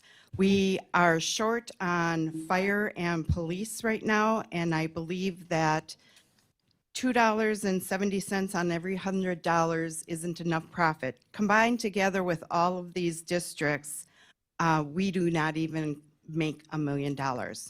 I will go to my comments now. When Poth's General Project was proposed approximately 3 years ago, it was a neighborhood concern, but now it's grown to be a citywide issue. A petition to protect Franklin's tax base is currently being circulated throughout the city. Residents across Franklin continue to seek signatures from the community members who are concerned about the use of the tax incremental financing to support this project. Within the next few weeks, I intend to submit the original petition to the city clerk to be entered into the record. Public incentives are meant to address unavoidable barriers, as Mr. Pelkey had mentioned earlier, for development. It's not to reward deterioration that could have been prevented through routine maintenance. I would also like Mr. Martin to know, before I was a senior and Century was emptied, there were people who were looking to put a permanent senior center building there, which would be beneficial for the community. Now, regarding agenda item E1, I respectfully request that the commissioners table this matter. 4 separate studies have indicated that this property has the potential to serve as a cornerstone for a service-oriented commercial destination. However, elected officials have not clearly communicated how the citizens would like this site developed or what the desired outcome should be. To date, the city has received only 1 development concept, primarily apartments, from a single developer. It would be sensible to solicit multiple proposals in order to evaluate a range of potential uses and ensure the highest and best use of the property. What efforts has the city undertaken to attract additional developers and encourage broader participation? To my knowledge, none. Originally, this site was proposed as a city center or a downtown Franklin. The current proposal does not appear to meet that stated objective. Therefore, is this truly the best possible use of the property? In gathering signatures, residents repeatedly stated that they must leave the city to shop or dine, as Franklin currently offers limited options. A vibrant, commercially oriented downtown would be welcomed. Again, I ask the commissioners to table agenda item E1 to allow for further consideration and to enhance the City of Franklin's development opportunities. I urge you to take into account the perspective and the priorities of the residents in this process. Thank you for your attention.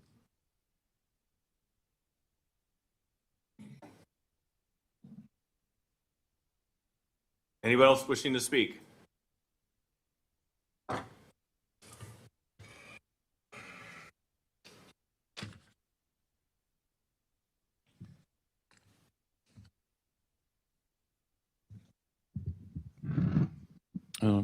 Basil Ryan, candidate for mayor. I just got a couple of questions. I take all of it that you read all of this. So I want to know if I'm the one that's mixed up or what.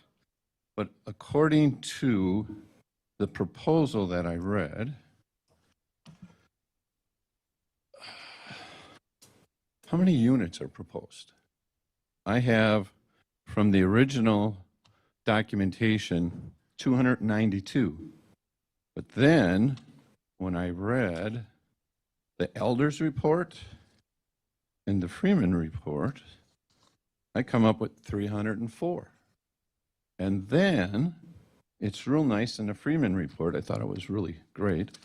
They broke down and just said originally, and if you want to follow me, I like to deal with numbers and facts. I'm on page 2 of the Freeman report, where they go and they talk about reducing the numbers from 311 to 304. And then they say as a result of that change, it goes from 68.1 million to 63.5. So obviously, if we have the task before us of dealing with real numbers, where's the discrepancy and how is it that we hire two companies to look at the development and they can't be on the same page with the numbers? Just something I'm going to point out. Now, let's get back to the beginning. I've heard tonight, and I didn't come here to debate people, even though some people say I love to do that. But we talked a couple times about an apartment complex that's not that far away, and it's called TID 7. And contained in TID 7 is closely resembles this. But if any of you looked on July 22nd of 25 from the that was at the Finance Committee, a report on TID districts,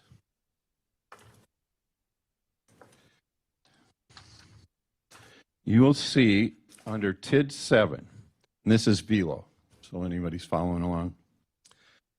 It says, and it talks about the district, so I got limited time here, so I'm going to go to the point, but it talks about the district has $43.4 million of TIF value. And it goes on and talks about, you know, the bond and getting it. But what's the interesting part is if you read through this, it says the initial incentive projections are not in line currently with what was proposed or projected in the TID creation. Interesting. Keep hearing how that's, you know, doing well. The city has made TID 7 business aware of this issue. So the city sent a letter to them telling them that. Good. City's doing their job. And it says, and how it pertains to the MRO, for many of you, municipal revenue obligation, payment in the future. TID 7 has development assumption of 47.5 million, which as noted above, has fallen short in 2024. Doggone it. The project plan is complete and continues to collect increment until outstanding debt is retired. Just in case any of you missed that. Thought it was interesting. So now we'll move on and we'll talk about TID 10, since many of people have. But TID 7, according to this, has problems. So now, give me just a second here. Oh, I just want to add a couple of comments while I'm on 7. Sorry. On TID 7, when we use the word blight, I notice on TID 10, I'm going to call it hearsay. There's no official documentation on who said it's blight. I keep seeing everything that says the city. So I take it that's all of you. You will make that determination if it's blight. Because in the other one for TID 7, the city attorney, he made that decision along with special counsel. But yet on TID 10, I don't see that. And I have the letter in case any of you wanted to see it from the city attorney, and it was highlighted that it was the city attorney and special counsel that actually made that determination for the city. But somehow we don't have, or you don't have before you to make a decision, a document that says that this area is blight. But I will say one thing, starting with the mayor and each one of you aldermen, even in the audience, you failed this city. You allowed a building to become disrepaired, and every department head that is responsible should have been on top of it. It took a developer to let you know what was going on in the city. You didn't rely on city staff. You didn't rely on any of the places that are in place to protect citizens of this community. And you relied on a developer that had to come out into our community and tell us you got a blighted area and you're not doing your job. That's the way I read the report on the back when he takes and does that. So we should all be embarrassed as a city that we need outsiders from other communities to come in. And don't worry, he's got a way of fixing it. So we're going to move on now on that. And one thing that I heard that is also alarming, to make this real simple so we don't have to worry with numbers, it's real simple. For 27 years, that project does not pay property taxes. Does not pay property taxes because he gives the check to the city and the city gives it back.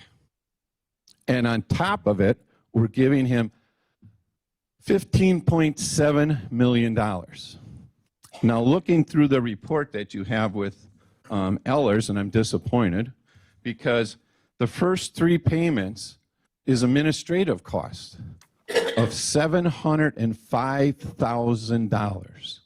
$1,500,000 a year for the first 3 years for administrative costs. I don't see a breakdown.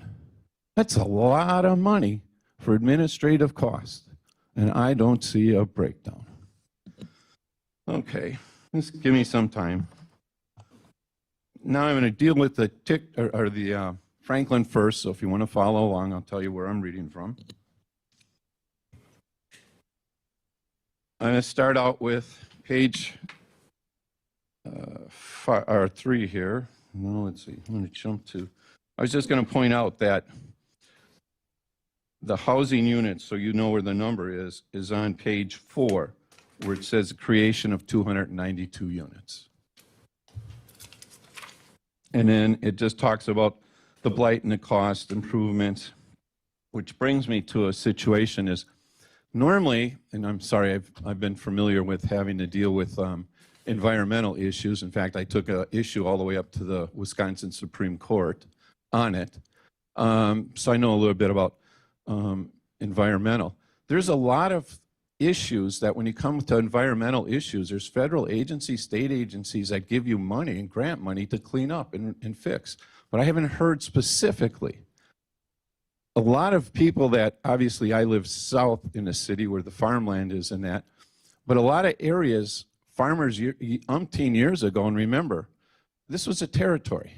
We've got backbone to the 1800s. Farmers had their own dumps on site.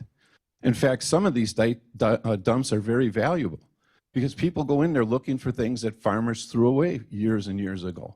Old bottles are worth lots of money in that. So is it typical that on a farm site you could have an old dump?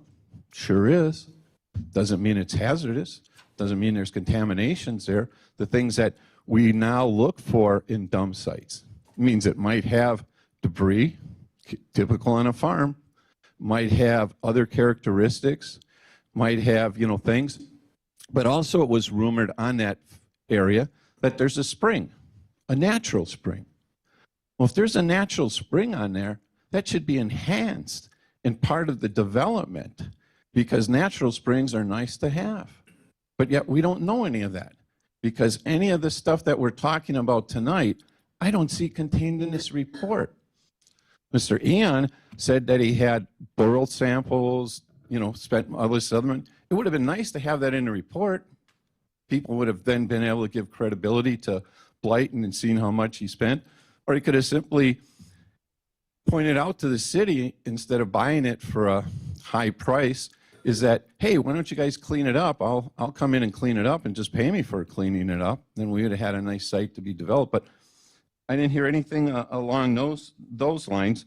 So other than, and I'm going to call it hearsay again, because I haven't seen any proof from two companies that I had a lot of respect for, I don't see any documentation on who determined its blight. Not one. And I'm sure there's companies that could have gone out there and determined that and told you. Last time, we had to use our city attorney and special prosecute. This time, we don't even. But they're clear. If you read the report, you'll keep seeing the word, the city will determine. The city is expecting. It's constantly the city. And I don't know the definition of the city. So when it's time to answer that, if somebody could point that out to me, I'd appreciate it.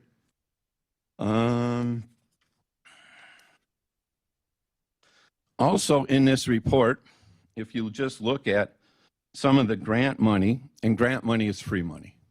It's a fancy word, but it's free. It's not paying back. The city gives it to you in a grant and it's not payable. You get to keep it. But when you look at all of the things that the grant covers, I mean, they cover, you know, an administrative costs, that's all contained in there. All contained. And you can read on page 13. Okay, now jumping here, some other footnotes.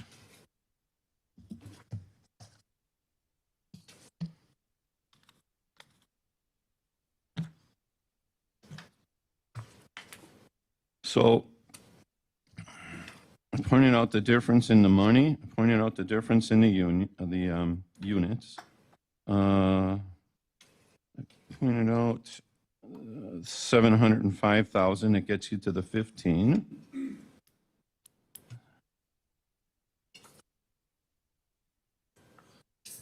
I'm just going to dwell on this. And again, I'm in this one paragraph, and I'm just going to point out on page 5.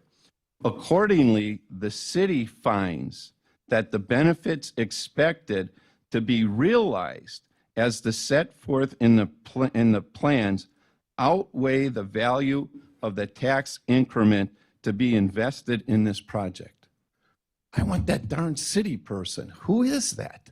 Because I'd like to ask him what proof he has of that and how he can demonstrate that a company comes in here, we give them $15.7 million, and then for 27 years, they don't pay any property tax. But yet, you're going to get the fire department, you're going to get the police department, you're going to get DPW coming in here and telling you, we need more officers, we need more equipment, and who's going to pay for that? The gentleman back here who asked that simple question, they are. And I don't want to debate an alderman. I spent years debating her, and I don't want to do it tonight. But when you ask about a cost, there's your cost. Because the developer, he's getting his money back. So you can see that nice project and think it's generating great dollars, but you're giving it right back to him. And when the police department goes there, because one of the most valuable tax resources in this city is apartment complexes. They pay a large amount of taxes. And as a result, they demand a large amount of service, that being your fire and your police. So in this case here, we're going to get a value, and I'm not here to dispute the value, but we're going to get a value. But we're going to be paying for 27 years. And then you look at the national statistics. And we keep hearing that the younger folks, the younger generation, cannot afford homes. Why? Because cities are making mistakes like this where they're doing things for 27 years that they have to pay, and we don't make housing affordable to younger people. Now, again, I said, who's the city? I went through the numbers. Now, here's an interesting thing. page 4 of the Freeman Report. On the Freeman Report, it talks about 7.49 is the amount that they're showing without any help from the city for their return. Then they say that Land of Labels is looking for at least 12, even though the market is 15% return. So I understand that's where they're coming up and saying this is a bad investment. They're not losing money, they just want to make a larger return on their dollar. So they want at least 12 to 15%. But then, with the help of the city, they're still only going to make 11%. So they're still a percentage below what they want to make and still a percentage below what the average is. This is right here, ladies and gentlemen. I hope you read it. So they tell you, and they're not hiding anything. I give them credit for that. They're being upfront. Their numbers are there. So when you look at what we're talking about tonight, and I ask you, because again, you're the city, apparently, it's come down to this, ask yourselves, what are you approving tonight? Why would you have someone come up and tell you something and you have no proof? Why are you looking at numbers that don't even match?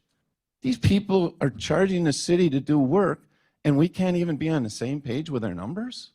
I mean, you look at just what's going on, and then, no offense, we got an outsider coming in here that we live in we live in a poor city because it's decaying around us, and our elected officials and our people that are supposed to be monitoring that aren't doing anything.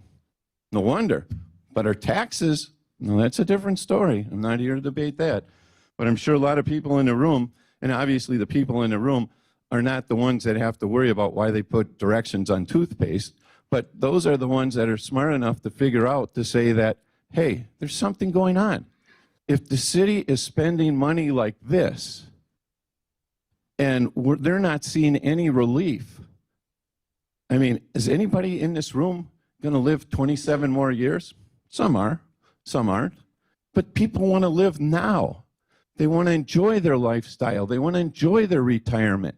You're digging them deeper and deeper in a hole. And sometimes you have to know when to stop digging before it caves in. Impact fees.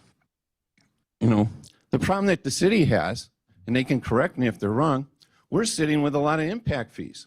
But guess what? We don't have any revenue to match the funds, because it says when you collect impact fees, you have to match the funds. How do we match the funds if we keep going into programs like this? So does it have more of an effect on the city? Yes, it does. It affects our impact spending, because if we can't, we have items that, an area, I'll give you a real good area that we should be having a developer come in. It's called Drexel Avenue. That's definitely a blighted area. We know that the road is bad and that down there. It's going to cost us like $4.5 million. We don't have that in a budget. We're going to have to go out and borrow that. When will people in this city realize and look at it and say, we've got to reel in this spending and we've got to concentrate on what we have now, not digging that hole deeper and deeper? So again, it does affect what you're doing tonight on the overall. I think, as someone else pointed out, the city has to make up their mind of the spending. I'm sorry to say, but it seems you're the last defense. But what I'm going to make one more comment is, how many times does Label, or Land by Label, in the Freeman Group have to keep saying it's not fiscally responsible without financial help from the city? Period. When did the city get in the business of being a developer and loaning money? In the real world, it's called institutions, partners, and banks. And for disclosure, I own apartments. I own a management company that owns land and real estate. So maybe that's why this was intriguing to me to look at these numbers and see this, because I would love this deal. There's no exposure to the developer. Everyone in the reports you have clearly says it's not feasible without the help of the city. The residents of this community don't need to be doing this. They need to be worried about what's going on today. I apologize if I went too long, but it was just something that I had to say because I was frustrated on some misinterpretations and what's going on, and would still like an answer of how you're not even on the same page with numbers. Thank you. Anyone else wishing to speak? Seeing no one? We have another one? Oh, sorry, sir. Anyone else wishing to speak after this gentleman, please kind of fall in behind him so we can, it's 8 o'clock. Good evening, welcome. I'm Norman Knox. I live on Carter Circle, 7411 South Williams Court. I'm just south of the development. 3 years ago, or approximately then, when they started just talking about this development, they said they didn't need any outside support. They could handle all the financing themselves. Now, all of a sudden, they need the TIF or TIT or whatever it is. And if I'm correct, they're gonna pay us $15 million a year, and then we're gonna pay it back to them minus, and that means that we're gonna pay them over $300 million in the 27 years for them to develop for a project that's only gonna cost $84 million to build. That's the problem I've got. Plus, there won't be any money going towards police, fire, schools, paramedics, whatever, roads. But I have a problem with that. We're paying over $300 million for an $84 million project. And I guess that's it. Thank you, sir. Thank you. Yeah, he'll nail that. Okay. I will now close the period. 7:56 p.m. Mr. Martin, if you wouldn't mind addressing some of the questions.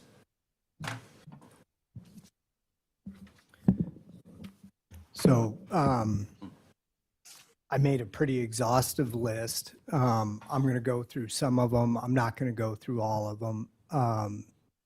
Frankly, we've been at it for a long time. A lot of the topics that were brought up tonight are topics that frankly fall outside the scope of this particular review, but fell squarely in the scope of review on prior approvals we've had. So whether it's the merits of apartments and whether they're good or bad, we've covered that territory, and I'm not going to weigh into that again. Instead, I'll focus on a couple of comments that I think fall into requested clarifications. And I guess maybe I'll take it in reverse order of some of the comments. The $300 million math is just wrong. I'm not going to go into that in any additional detail. Could you? The total amount is the total amount that this TIF deal, which was approved by the council, is capped at is $15 million over 27 years, not $15 million per year. That would be a wonderful deal, but that's not in fact the deal we have. There was a comment about the developer is getting $15.7 million. That's also not accurate.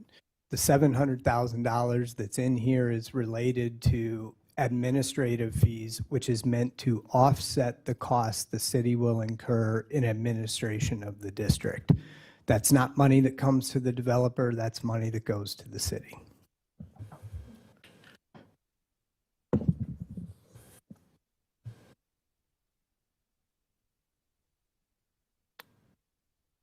In terms of the unit count and discrepancies in numbers, we are proposing to build 292 units.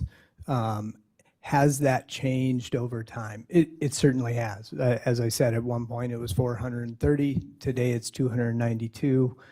All of the quote numbers that were reviewed by city staff, Ellers and SB Freeman are based on the 292. There was a point where we had more units. As the design of the project got revised, we ended up at 292. All of the TIF projections are in fact consistent with that number. So while it has certainly changed over time, and I think some of the reports were perhaps published on some of the prior models, all of the quote numbers and the development agreement that was approved by the council and the Ellers reports are in fact consistent.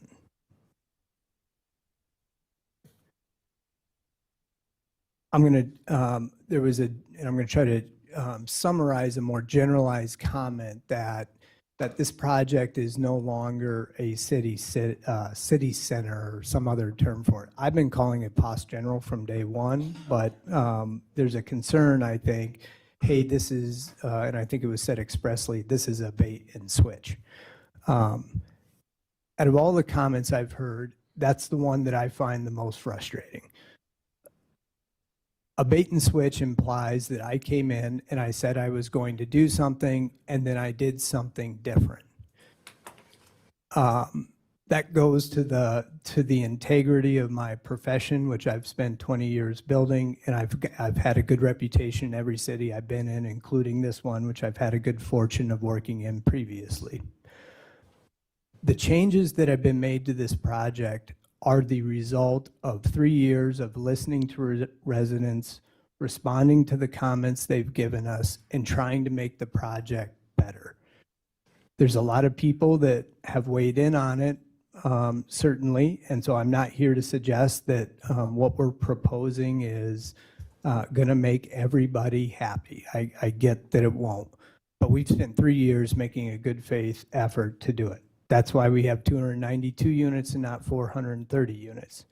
A woman commented on, well, you have 9 buildings. That's correct. The reason we have 9 buildings instead of 5 is because we made the buildings smaller.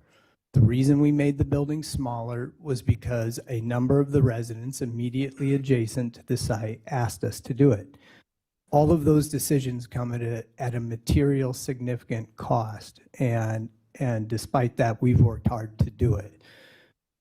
Some of the people that have commented tonight that this is a bait and switch were also the same people that commented they didn't want things like ice skating rinks, food trucks. At one point, if you remember, we had an amphitheater on this site, and people were very unhappy about the noise that was going to be associated with the amphitheater. So, one, I don't like it when my integrity is questioned. That's frustrating to me. 2, it is confounding that the same folks that now have said I have done a bait and switch are the very folks that I was trying to be responsive to. I won't comment further on the bait and switch.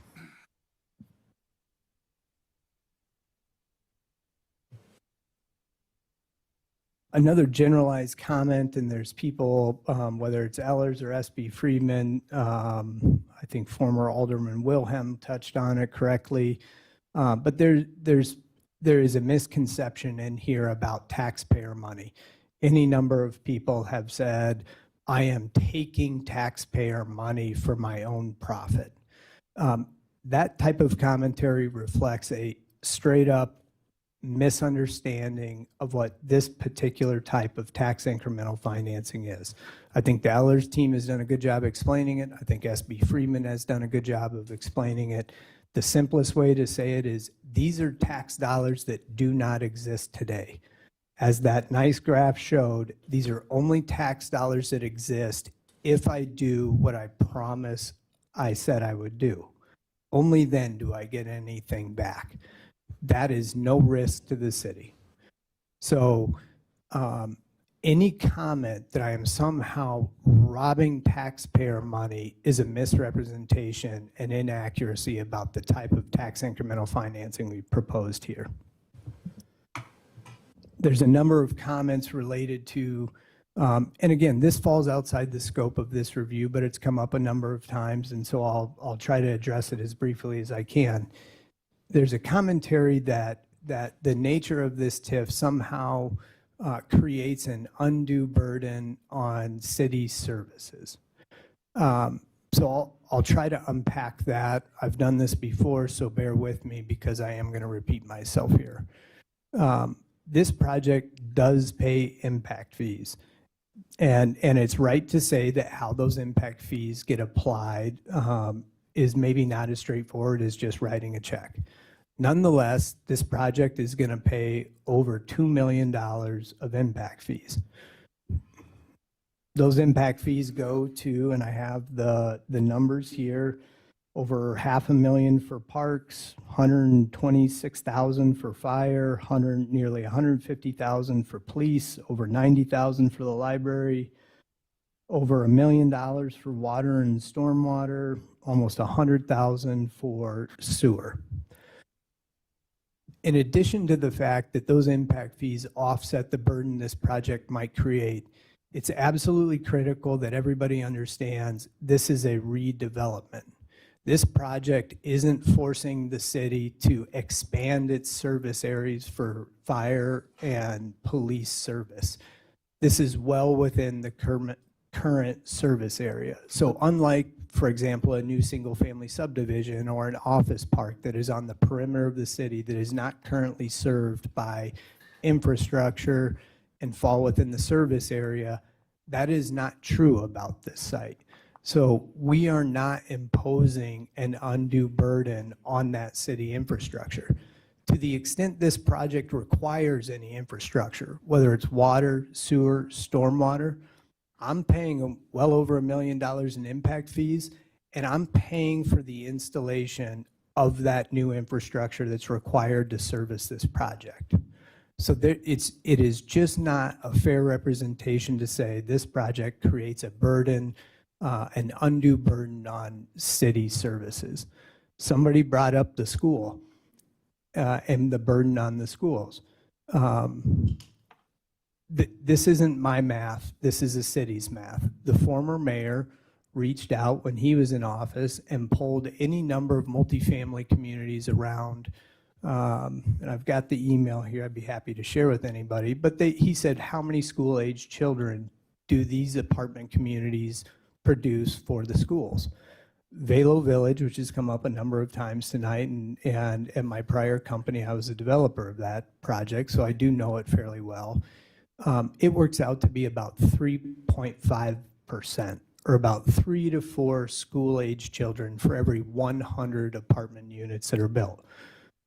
That's consistent at Velo Village. That's also consistent against a much broader spectrum. If you were to survey apartment communities across the country, you would end up in roughly that same area. So applying that to this project, we are talking about potentially 8 to 11 school-age children. That's not my math. That's the city's math, the former mayor's math. That math, those counts were provided by the school district. There was, and this is certainly confidential information, but in the spirit of being transparent, I'm comfortable sharing it with you all. There was a lot of talk here tonight about how much the land cost. What I can tell you is Land by Label is purchasing the land from the current owner. The purchase price we are paying for the land is $5 million. The land was acquired for $7.5 million. So there's a suggestion that the need for this TIF is driven by some unreasonable profiteering on land price. That is not true. The facts are that we're paying $5 million or less for the land, and that represents a loss of money for the current owner of the property. So this can't be fairly characterized as a TIF deal that's driven by some unreasonable land price. I'm more than happy to discuss multifamily land values if anybody would like to do it. I have a fairly deep database of what those numbers are. And I can tell you that this is a reasonable price at $5 million, even if it may be painful for the current owner of the land.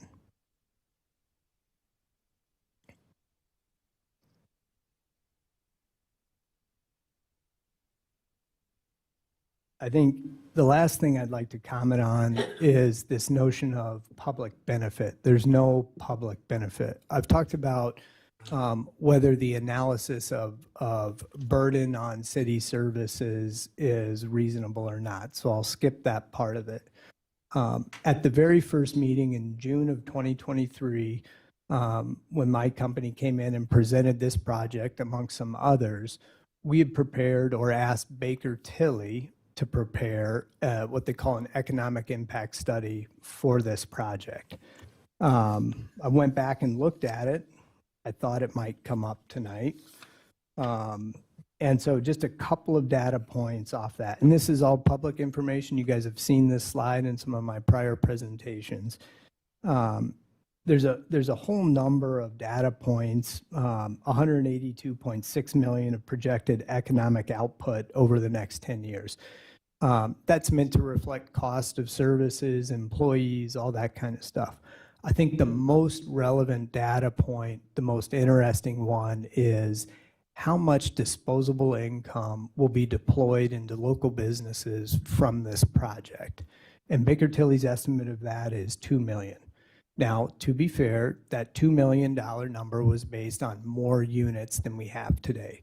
So let's just cut it in half and say it's $1 million a year. I can guarantee you that there's not a business owner, well, there's probably some, but most business owners would probably say, we would like to have an additional $1 million of disposable income to be deployed into our community. That's an economic benefit.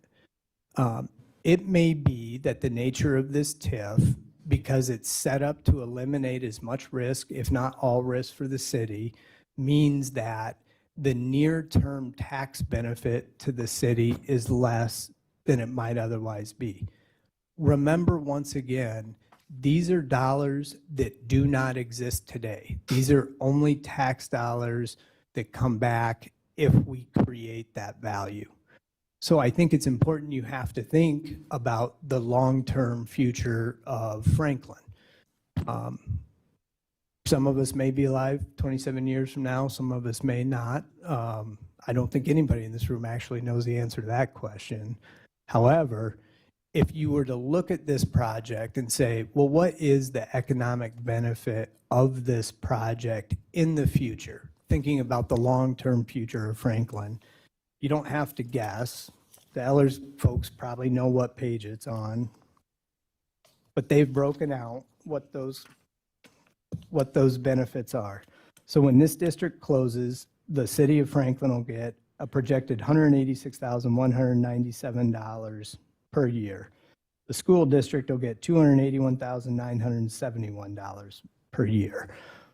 I won't go into all the other taxing jurisdictions, but that's a material amount of money, whether it's a school or a city trying to pay for police officers, fire trucks, you name it. So admittedly, it's not going to happen tomorrow, but it's real money in the future. So there's probably other economic benefits, but I think those are two critical ones to the extent people are concerned about it that are worth paying attention to. I'll stop here and I'll respond to any other particularized questions if you all have them. I do, but I'll go last if there's someone up here in the commission would like to speak first. Is that Alderman Salus? Just, I would like to make a comment about the 27 years issue. Apartment buildings have a lifespan. Like when the federal government do the low-income housing, they grade that 16 years is the lifespan. And in many of these developments, after the 16 years, the federal government declared the value of the property almost down to zero. And in many cases, developers will come back and say, apply for another grant to just upgrade the apartment building to make it usable for use again. So, we don't want to underestimate the value of the impact of the development the positive and the negative impact. But there is like, the idea after the 27 years, it will be a cashing cow for the community. That is not the case, because there might be another situation where the people after us have to deal with that, apartment building aged and probably in disrepair and need, a facelift again. So just like, I do realize that there is a positive impact on the economy of the area. There is no doubt about that. But the problem also, I would like to point out, like the value of this property as it stands today, say $7 million. There is the inflation. If you factor the inflation, any property, like what was the value of a property 10 years ago and what is it right now? That 27 years from now, the 7 might become 15 or 20 million dollars. So this has been frozen. So there is no growth or no increment to the tax base because due to the TIF situation. Just like clarifying things rather than asking questions. Thanks. I appreciate the clarification and thank you, but I don't know that those clarifications are accurate with all due respect. The notion that the value of this property is frozen for 27 years is not accurate. Today's base value is frozen, and then the TIF, i.e. the dollars I've negotiated to get back, which the council approved, is based on the increment I create thereafter. When the TIF district closes, there will be a new valuation. To be fair, that's a long ways in the future, so it's very difficult to project what capital markets look like, what cap rates look like, what's gone on in the whole global economy over that time, but it's not accurate to say that it's frozen for 27 years. You referred to low-income housing tax credits and a regulatory hold period, and that's accurate. If you go to the federal government and you apply for low-income housing tax credits, you are obligated under a regulatory agreement to keep that affordable for a period of time. When that expires, you have an option to be market rate, or you have an option, as you suggested, to apply for additional tax credits and keep it affordable. I know that from my prior life. I haven't ever actually developed a low-income housing project. So I struggle to understand what the relevance of a regulatory period is for a low-income housing tax credit project to what's being proposed here today. I think you made another point, which is apartment buildings are subject to obsolescence over time. That's true. The same is true of single-family homes. The same is true of commercial buildings. The same is true of retail buildings. So while I agree with you generally that buildings over time can become obsolete, it's not fair to suggest that the obsolescence is somehow unique to apartment projects. Just like to clarify, the tax base, correct me if I'm mistaken, the original base is, which is like whatever there in blue, that has been is being frozen for the duration of the TIF. After that, the whole value will be added to the tax base, but the base value will be frozen. Like my house was $500,000, a few years ago. Now 6, 7, 8. Like maybe in 27 years, what is 500,000 today might be $1 million, depends on the inflation, whatever. But the 7 million, it'll be frozen for the duration of the TIF. I'm just wanna go back to that. Thank you. I yield. Alderman Day? Thank you. I just have a couple of further points / questions. So I'm going to go back again to the commercial piece of the development. And I appreciate you bringing to light, Ian, kind of the developers agreement and how we went back and forth and solidified a little bit more carve-out space for some of the commercial. That was something that the council as a whole was looking at, and I do appreciate you making those concessions for us. I guess the one thing that is still a little bit disappointing to me is that of that additional space, it's things that already exist. So Harry's is there. Harry's is great. Everyone loves Harry's, and we're all thankful that they're not being made to vacate and that they can stay. And the Dollar Tree has a large following of Franklin residents and people who don't live in Franklin that don't want to see that go either.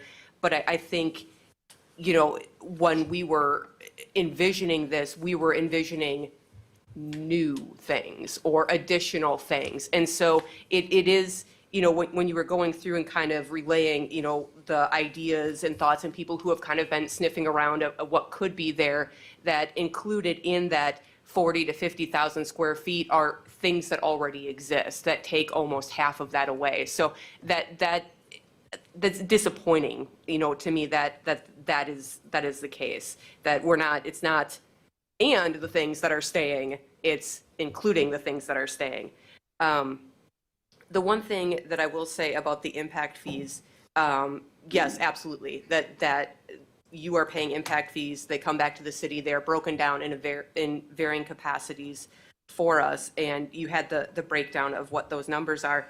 And $2 million sounds like a lot, and I'm not insinuating that you should or have to pay more, but when you break that out over the lifetime of this, and knowing that, and I understand it's kind of a canned response on all development proposals that come before us, but the fire department does always point out that any additional development does strain an already taxed system, and to have $100 and some thousand go to them for basically ever, you know, isn't a lot of money, big picture, long term. So that's just another piece that there is potential for this to be a strain on existing strained resources, but that's not your problem. You know, that's a city problem. But what I will say though is that I think the burden that's on all of us tonight is to look at this in a broader and bigger picture long term. And long term is a development such as this with the parameters of the MRO and the TID. Does that benefit to the city long term with what the potential is that it could bring in outweigh some of the questions about the stability and sustainability of the project? And I've been a part of it, I think, the entire 3 years. So I've seen this kind of ebb and flow the whole way through. So, you know, it's the piece that always kind of makes me take a few extra breaths is just how often it's changed and switched over time. And, you know, is this going to, you know, by the end of the time, is it going to really be what we have here now, or does it get scaled back again? Some of those were out of your control. Some of them were not. So I think the part that I personally am wrestling with when we get to the point where we're voting is kind of that big picture piece, and, you know, looking long term for the city as a whole. Is this, you know, to the betterment of the city as a whole long term? And does that outweigh the financial burden that the city may have with not being able to collect maybe as much revenue if we didn't have a TID, let's say, and any potential negative impacts to the neighbors? So again, that's just where I am wrestling back and forth. But I thank you for answering all of the questions, and I do agree with the points that were made, I believe, by Ms. Krasovic and former Alderwoman Wilhelm, that you've been very upfront, very transparent. Of any developer I've ever worked with, you've been the most cooperative with having meetings with residents and making accommodations. So I just want to be on record saying I do continue to appreciate your candor and your willingness to compromise. That's it. Thank you. Okay, thank you. Mr. Haley?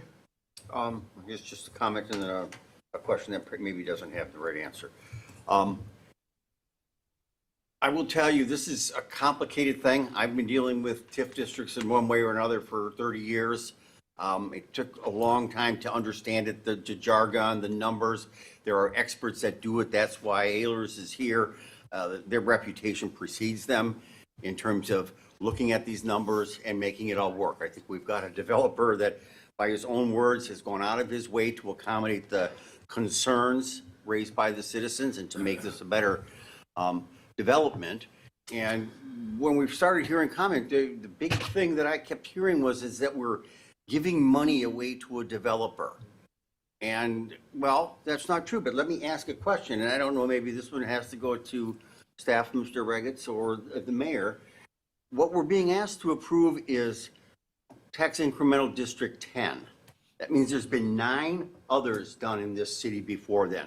Have we had any failures where the city No. ends up on the hook and losing money and not recouping the investment that they made to get development, desirable development in the city? Not litigation? My question, if you don't mind. Oh, you asked it generally. I thought you were asking. I No. wasn't asking you. No, we'll get to you. I have something on you, sir, and your behavior at the last public meeting at the library, so sit tight, basically. More importantly, my question is a simple one, and I don't need dollars and cents, but Franklin has done this before, and we've done it smart. There's a lot of questions that need to be answered. I think they've been asked and answered. And to the best of my knowledge, unless somebody can show me wrong, we haven't lost in these. We've done our homework, and we've got 9 existing tax incremental districts that are working for the city and causing development. So relate to that, and then make your decisions about whether the city's throwing away money. To respond to your question, 4 of them are closed successfully. And that's a good thing. Yes, and so the city's been, as you say, very wise in acquiring guarantees for the valuations when they've financed and borrowed money. So those are covered. And yes, sometimes you struggle when we deal with some declining tax rates that are due to state legislation. But yes, in general, the city has not failed on managing and implementing its TIF districts. Thank you for that. And I think we got another winner here. And you know, this debate is kind of just going back to the very basis of TIF districts. Well, we've already covered we're not giving people money. They're paying in their dollars, and so that's where their incentives are coming back from, and costs are being paid. Impacts for surrounding districts and for other expenditures seem to be minimal. We get reimbursed up front, but the question is, well, would it be better if we didn't do anything, or if we just, thought we could, get some commercial in there because, it's more advantageous? Well, we all wish for more, and we worked hard to negotiate, and I think, Mr. Martin would say we're pretty tough negotiators. So the thing is what else is going to happen? How long is the property, how long have these properties been declining or vacant? And so do you think that's going to change if you don't do anything? Are you going to, leave a blighted district by doing nothing and not taking advantage of an opportunity? We do go out and engage developers. When we get offers, we work on it. There are some projects that we have tabled recently and said, no, this isn't going to work out well enough for us because they haven't gone to the lengths to accommodate and adjust that this developer has. Thank you. I'm done. Mr. Schogel. Just real quick, I want everybody in the room to understand that this is the Planning Commission, not the Common Council. A number of the people that spoke addressed us as the Common Council. We do have 2 alder people on the Planning Commission, but our task tonight is to vote on the resolution that I think all you have in front of you, to whether or not to send it or not send it on to the council. So let's not have any misunderstanding about what our task is here tonight. Thank you. Citizen volunteers. Yeah, 2 of us are citizen volunteers, so. Council? Just as Ms. Schmidt said You have to speak up, sir. earlier during her presentation, the Plan Commission, They can't hear you, sir. pursuant to the statute adopting the resolution, approves the plan. Counselor, can you speak closer into your mic, please? Pursuant to the statute, adopting the resolution approves the plan by the Plan Commission. Or and speak louder. that sends it to the council, Okay, just for clarification. sure, great. Okay, so I've just got a few things, and without any feedback. So number one, somebody else may have to turn this. Okay, so number one is a lifelong resident of this community, an alderman for 6 years, which is 2 terms before being elected mayor. This is not easy. I've seen this go from the farm field to the first big development in the city. And when we talk about feedback, I understand the neighbors, they're concerned. You're here. You're here because you're not happy. Okay? You want to find out what's really going on. Excellent. I do too. When I go to the businesses across the street to the west, directly to the west, starting with the gas station, moving south to Point After, George Webb's, all the way around the corner, Honey Butter, Pick and Save, they are screaming for this development to take place. They are literally screaming to get it done. Why is it taking so long? Why? And I explain a little bit. When you're bagging groceries, you don't have a lot of time, but when you're talking about it, it's not easy. How much of our hard-earned tax money do we want to put on a shelf for nearly 27 years? And that's one part of it. What do we get back? We get a brand new, wonderful development.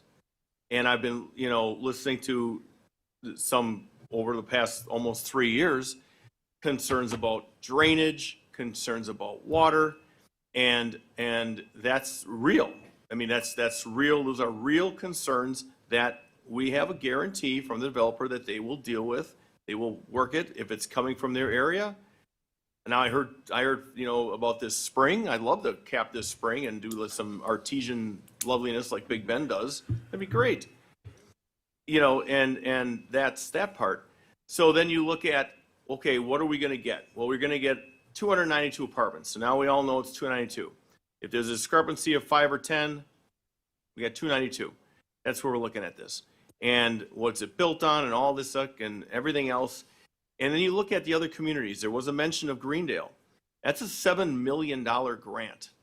So that was a gift. That was a grant to build residential component to save Southridge. In plain terms, plain Franklin terms. Lived here my entire life. Southridge was it back in the day. That was Greendale. Greendale was awesome. Well, they need that to make it survive. Then you go to Oak Creek. Well, they got the Drexel Town Square. Awesome. Well, they're adding 400 apartments. They're adding 400 apartments because they have businesses that are struggling or failing. So now you have to scratch your head and say, well, what do we want here? Absolutely, do I want more commercial retail? 1,000% I do. Ian and I have had numerous conversations about this. And, I speak a little bit louder than the counselor, so I wasn't yelling, but it was direct. Because living here my entire life, I want a nice high-end steak place. I want other things. I want other options, family restaurant there, high-end restaurant there, all these things, but they'd be sustainable. And it takes rooftops to do that. Now, there were how many meetings at the library? At least 3 that I went to. And yeah, listen to the neighbors. Neighbors didn't want them, the top end, 430, whatever was 430, got rid of the whole upper level, increased the setback to 100 feet. These are big wins for the neighbors.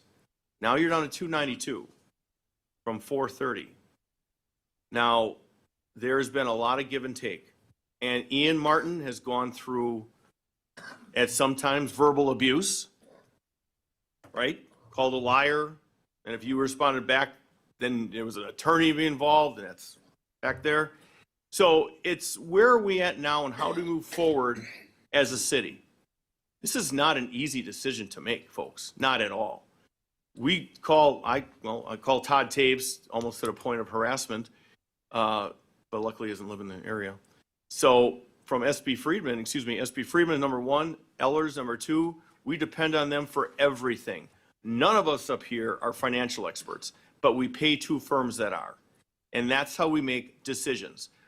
How there's a discrepancy on some things, I don't know, can't answer it.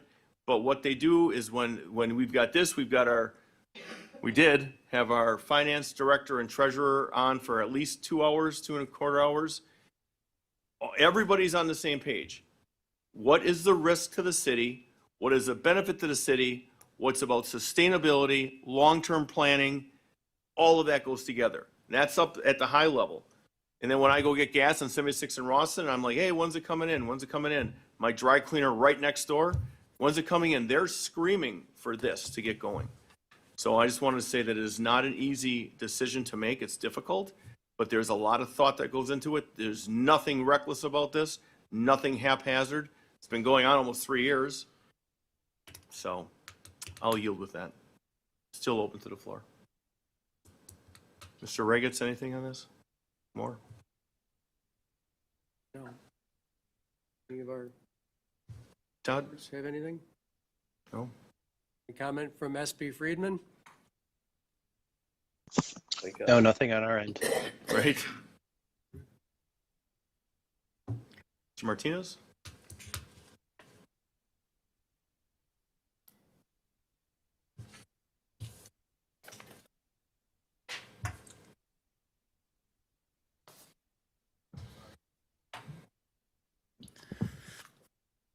Motion to recommend approval of a resolution establishing the boundaries of and approving the project plan for tax incremental district number 10.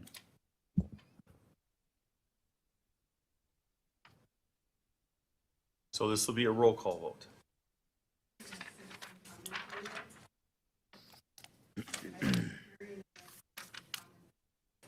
So, okay, I'll explain how this works. So we had a, what's that? Yeah. That public hearing Yeah, on the agenda, it comes after. right, the citizen comment period, then you can discuss. Had a public hearing on it. We have then for a public hearing for C1, then we have a citizen comment period under D for items E1, 2, and 3. And they did.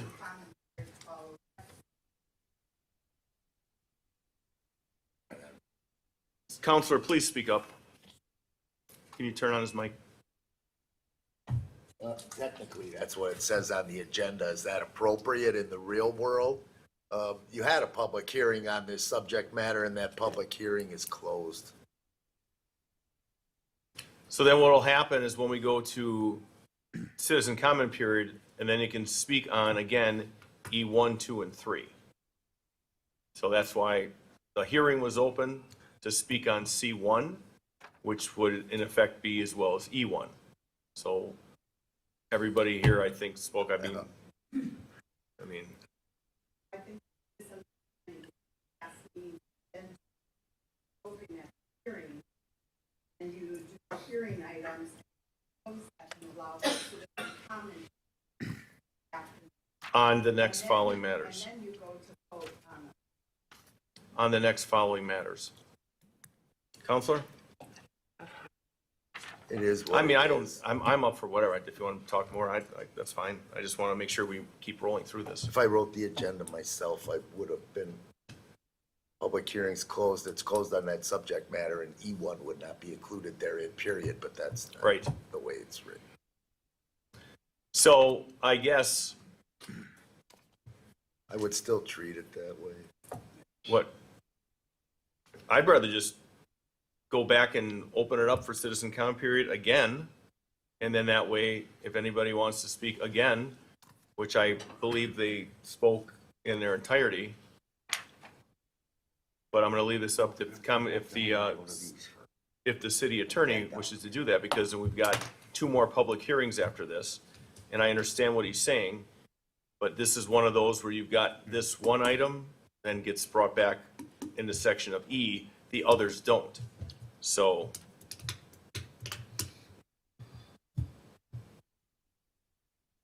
look for some guidance, sir. Not, I'll just make a decision, open it up, and Well, there could be a motion to reopen the public hearing on C1, and then purpose of that would be that there shall be no citizen comment with regard to E1 thereafter. okay, why don't we do that? Is there a motion for that? Let me make a motion. Second. First and second, all those in favor? Aye. Any opposed? Ayes have it. We are now going to do that. We are going to open up citizen comment period for item No, E1. you're reopening. We're the reopening public the There hearing. will be no citizen Then comment on this. Then there will be subject. no citizen comment on E as in Edward number 1. 3 minutes. 3-minute rules in effect. Thank you. Uh-oh. Test. There you go. There you go. Willie Dusky, 78711 West Stonewood Drive. I just wanted to say thank you for the question and answer that just took place. I really appreciate it. I'm actually very much in favor of this development, but I think maybe something that Mr. Martin does not understand is how bruised some of the neighbors have been by noise at the Rock, by the loss of forest behind their homes at the high school. And they're very concerned that this is going to disrupt quality of life in some of the adjacent neighborhoods, just like some other developments have done to other neighborhoods within Franklin. So I'll admit, I came to this process very late. I wasn't really intending to get involved with it at all, except that I felt like the school district had, they got an inch and they took a mile, and I was just really afraid that this was going to turn into that same situation. So be that as it may, I just want to say thank you. I appreciate it. I think you've done your due diligence, and I'm happy with whatever you decide to do. Thanks. Thanks, sir.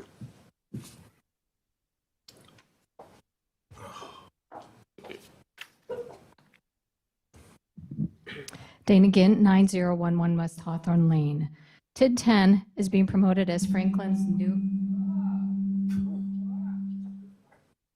Am I too close? Okay. Is being promoted as Franklin's new town, per the Business Journal. This phrase should be very familiar to people because it is the exact same language the city and some of these same developers use to sell and promote TID number 5, the Rock Sports Complex. And we all should be aware of the financial reality of TID 5. It has a long history of shortfalls. In 2024 alone, taxpayers were on the hook for a $1 million gap. And then during closed-door sessions, the city likely made out some sort of agreement and workaround to benefit the developer and not use his personal guarantee. Here's the $1 million invoice.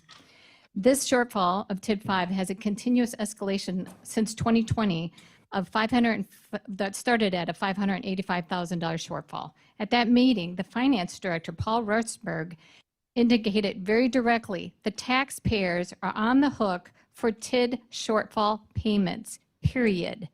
So why are we repeating the same model? Why are we paying a developer to build apartments on one of the most valuable established commercial sites in Franklin? If this project is truly as strong as promoted, why can't the developers secure a bank loan? And where's the document that complies with state statute chapter 66 about blight? Does this even meet the state requirements of a maximum of 35% of residential districts in TID, which is also part of chapter 66? Let's be clear, the winners of this proposal are not the residents of Franklin. The city faces serious financial burdens presently. A TID captures all increment tax revenue for up to 27 years for apartments that is clearly going to impact city services. That means no local revenue for public schools, police, fire, roads, emergency services, or the DPW. Franklin already has a $1 million shortfall budget, which has directly impacted police and fire staffing. Diverting even more revenue into a TID will make these problems worse. Taxpayers will be left holding the bag until this TID closes in 2054, or maybe it's 2053. And this isn't the first time these same developers have been subsidized. The same partners behind this proposal have already received a major subsidy for Velo Village, which was layered on top of TID 5, the Rock Sports Complex. In effect, the city paid twice for the same apartments on the same land, 2 massive subsidies for one project, double the benefit to the developers. Velo Village, despite receiving significant subsidy, did not even comply with the exterior finishes required by Franklin ordinances, as presented by the Huso Levine presentation under the former mayor, as an example of non-compliance of recent developments of apartments. And the TID 5 itself, the Rock Sports Complex, received $22.5 million plus an additional $5.2 million in cost overruns, even though the development agreement clearly states that cost overruns are the sole responsibility of the developer. Yet the city paid this anyway. And to put more salt in the wound, the TIF budget for TID 5, the Rock Sports Complex, included a $169 requirement for sound and light mitigation, as noted on the November 7, 2018 report by the city. $48,000 was spent on light mitigation, but nothing has been spent on noise mitigation at all, which this lack of enforcement of this TID requirement has resulted in over 120 noise complaints year after year. What did taxpayers get in return for that TID? A public nuisance property with consistent escalating financial shortfalls, repeated violations of nuisance ordinances and common decency standards, profanity broadcast for miles during concerts each year since 2023. It's a chronic public nuisance. This is the track record that we are being asked to repeat. The pattern is clear. TIDs in Franklin have become a mechanism to benefit developers, not the city, not the taxpayers, and not the public services that keep everyone safe. The city has not adequately evaluated or managed some TIDs. It's obvious. Ellers did the exact same analysis for TID 5. How did that turn out with the $1 million shortfall? TID 10, it is a repeat of the same developer-driven model that has already cost Franklin millions and delivered ongoing financial and quality of life problems. I do appreciate that Mr. Martin has worked through numerous concerns with the neighbors, but the issue is the TID. I urge you to pause, reject this developer-driven TID, and choose the option that protects taxpayers, preserves public control, and fulfills your legal and ethical responsibilities to the people you represent. Thank you for your time.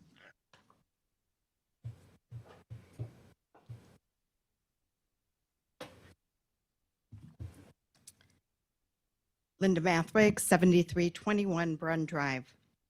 To Mr. Martin, first, I understand that you are in the business of making money.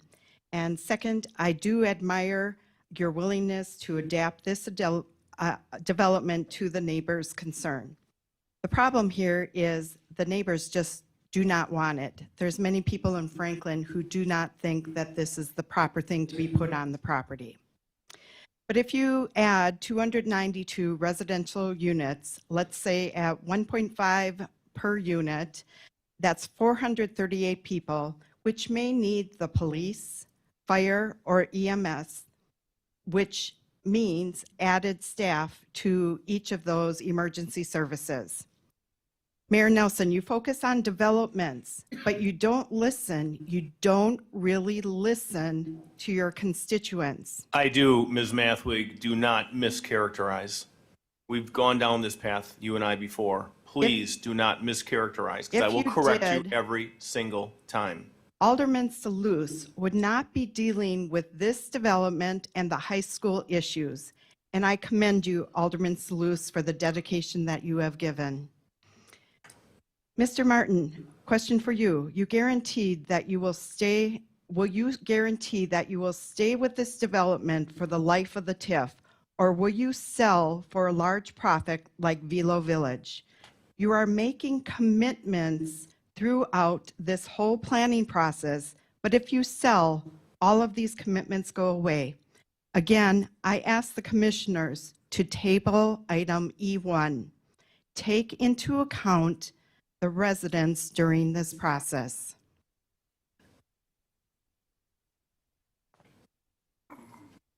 Hi, I'm Kathleen Richard. I live at 10252 Deerwood Lane here in Franklin. I have listened to all these people complain about something good coming to our city. That place is an eyesore, and they do not speak for all of us. There are some of us that are in favor of this, and I would appreciate if you take that into consideration as well, not just the negativity. There are positive people in this city that wanted to move forward, and I'd appreciate if you take that into consideration. Thank you.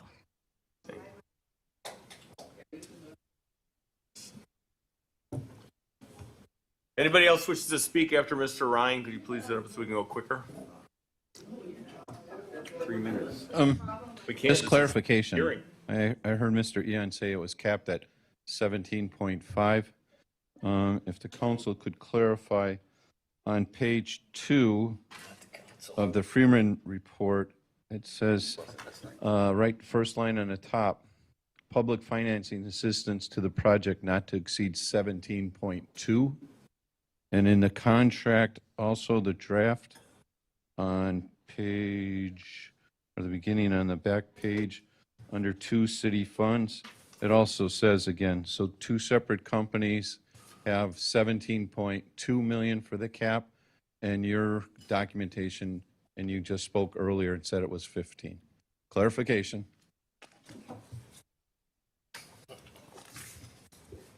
See no one else? We're gonna, hold on, 8:49 PM.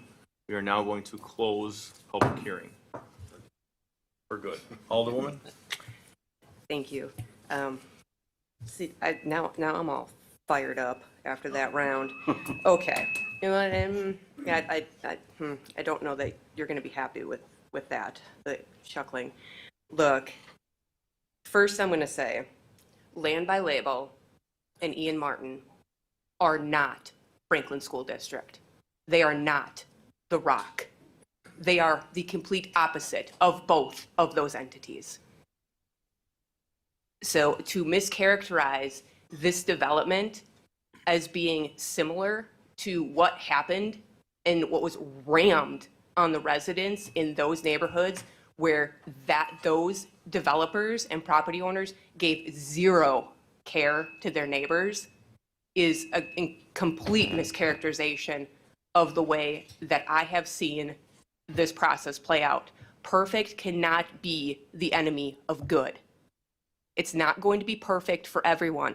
Again, the purpose of this body and this document is to look at long-term benefit to the city as a whole. And does that benefit supersede roadblocks that may occur over time?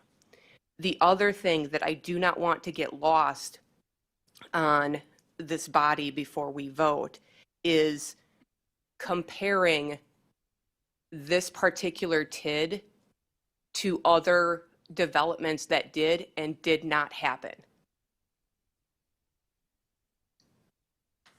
The Strauss thing was over almost 4 years ago. Let it go.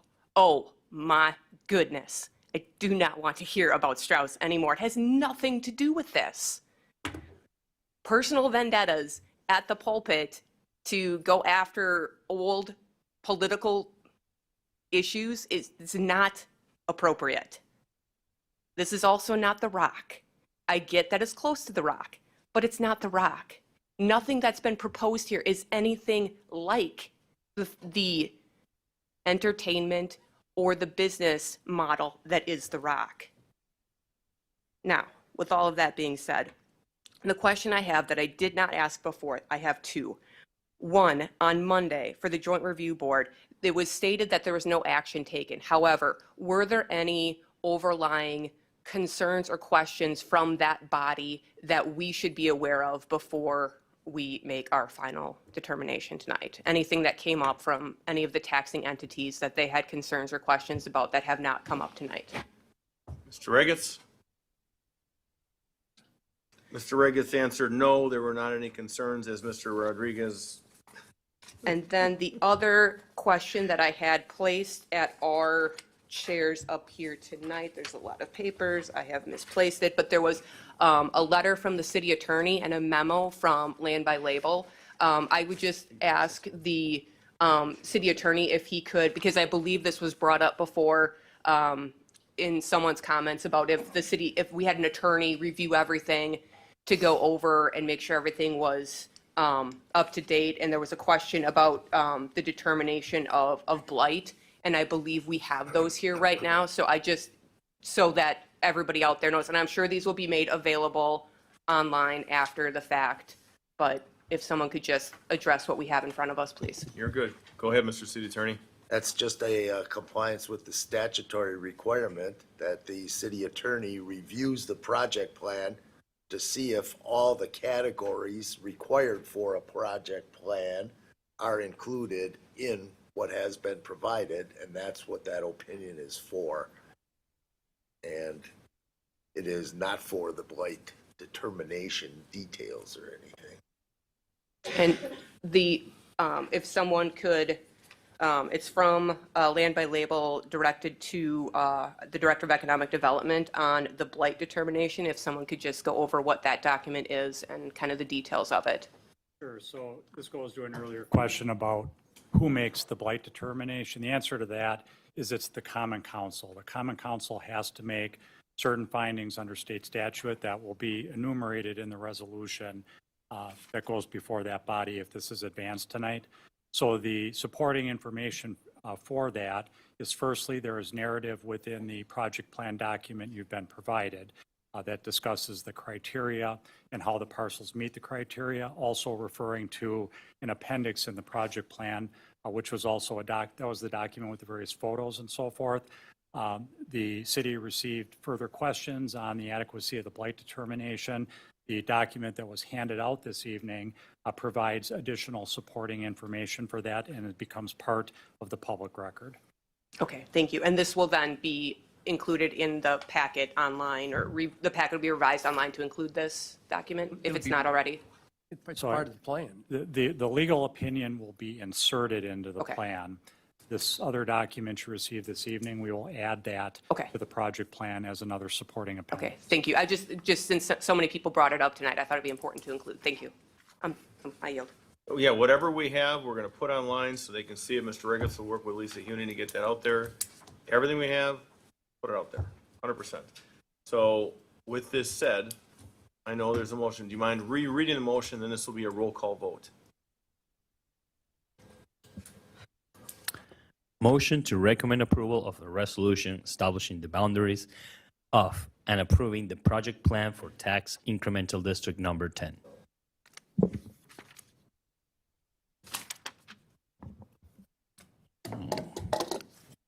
Alderwoman Day? Oh. Was there? Right. Who moved and second?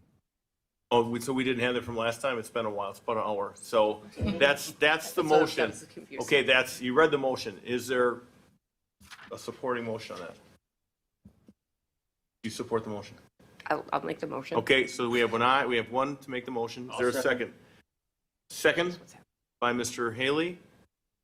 Now this will be a roll call, please. Okay. Alderwoman Day? Aye. Alderman Salus? Abstain. Commissioner Haley? Aye. Commissioner Shuggle? Aye. 3 ayes, 1 abstention. Do I vote on this? If you wish to change. Doesn't affect the result, It's 3-0. It's 3-0, so the motion carries. That's a majority of a quorum. Okay, I just want you to rule on it. Okay, so motion carries. 3 ayes, 1 abstention. Somebody wants to argue about it, if it would affect the result. Well, it wouldn't. Go ahead and How could vote. it? So it's 3 ayes, 1 abstention, motion carries. Well, we're looking at you. I don't care what, All right, you're well, shaking his head. Mr. Taves, you got something on this? No, I agree. You have a majority of the quorum that's present, so. So it's 3 ayes, 1 abstention, motion carries. Moving forward, and 2 absent. 3 ayes, 1 abstention, 2 absent. Motion carries. All right, I think what we should do. Can we get a bathroom in there? You know, well, Seriously? abstention means no. You wanna, that's I said earlier, you wanna It's remove 3 the ayes. argument, have the, It's,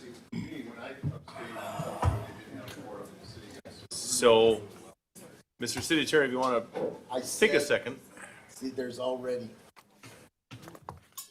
make sure he's to on. avoid He's not shit. on.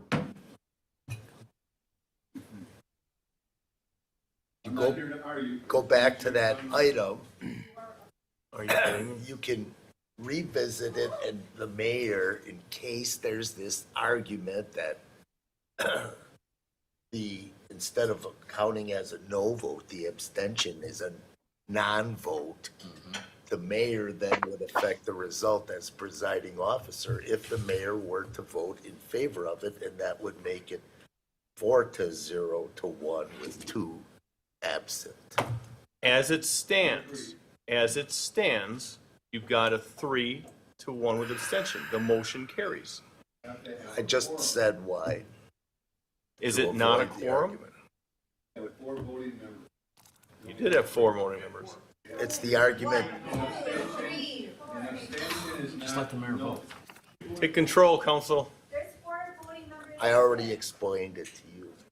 Oh. I said, avoid the argument, go ahead and do it. It's an alternative, so it counts both ways then, as far as I'm concerned. Jesse, what? Regulo. Please. All right, let's make sure we don't have to revisit this. Mr. City Attorney, if we want to revote, what is the correct motion to revote? In the event of any challenge, that the vote which passed 3-0, 1 abstention, 2 absent, a motion is made. Because I'm in the majority. Same motion. To again vote on the subject. So it would include whatever the original vote was and vote again.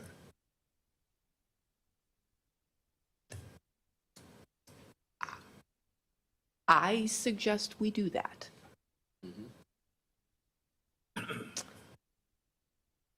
Well, in this suggestion that you do this, and it again goes with 3 ayes and 1 abstention and 2 absent, that is a majority, is it not, council? I just I know you just said it, but I'm asking again. Already passed, and this avoids. It already passed. Response, this is in addition there too, in response to an argument that it was not a no vote, it was a no vote with regard to the abstention. So, you don't want to do it, don't do it. Let's do it. Is this, as it sits, a valid vote to move this forward? I explained why. Yes, upon a challenge. Short answer is yes, so we don't need to, Then we move on. we move on. No, I thought you meant for the second vote to add to that. Getting repetitious here. I would make a motion that we vote on the matter again, In addition to the prior. in addition. For what reason? any response to any challenge that Right. vote was insufficient. To provide clarity in case there's any challenge as to whether the vote was sufficient. I will second that motion. All in favor? Aye. Any opposed?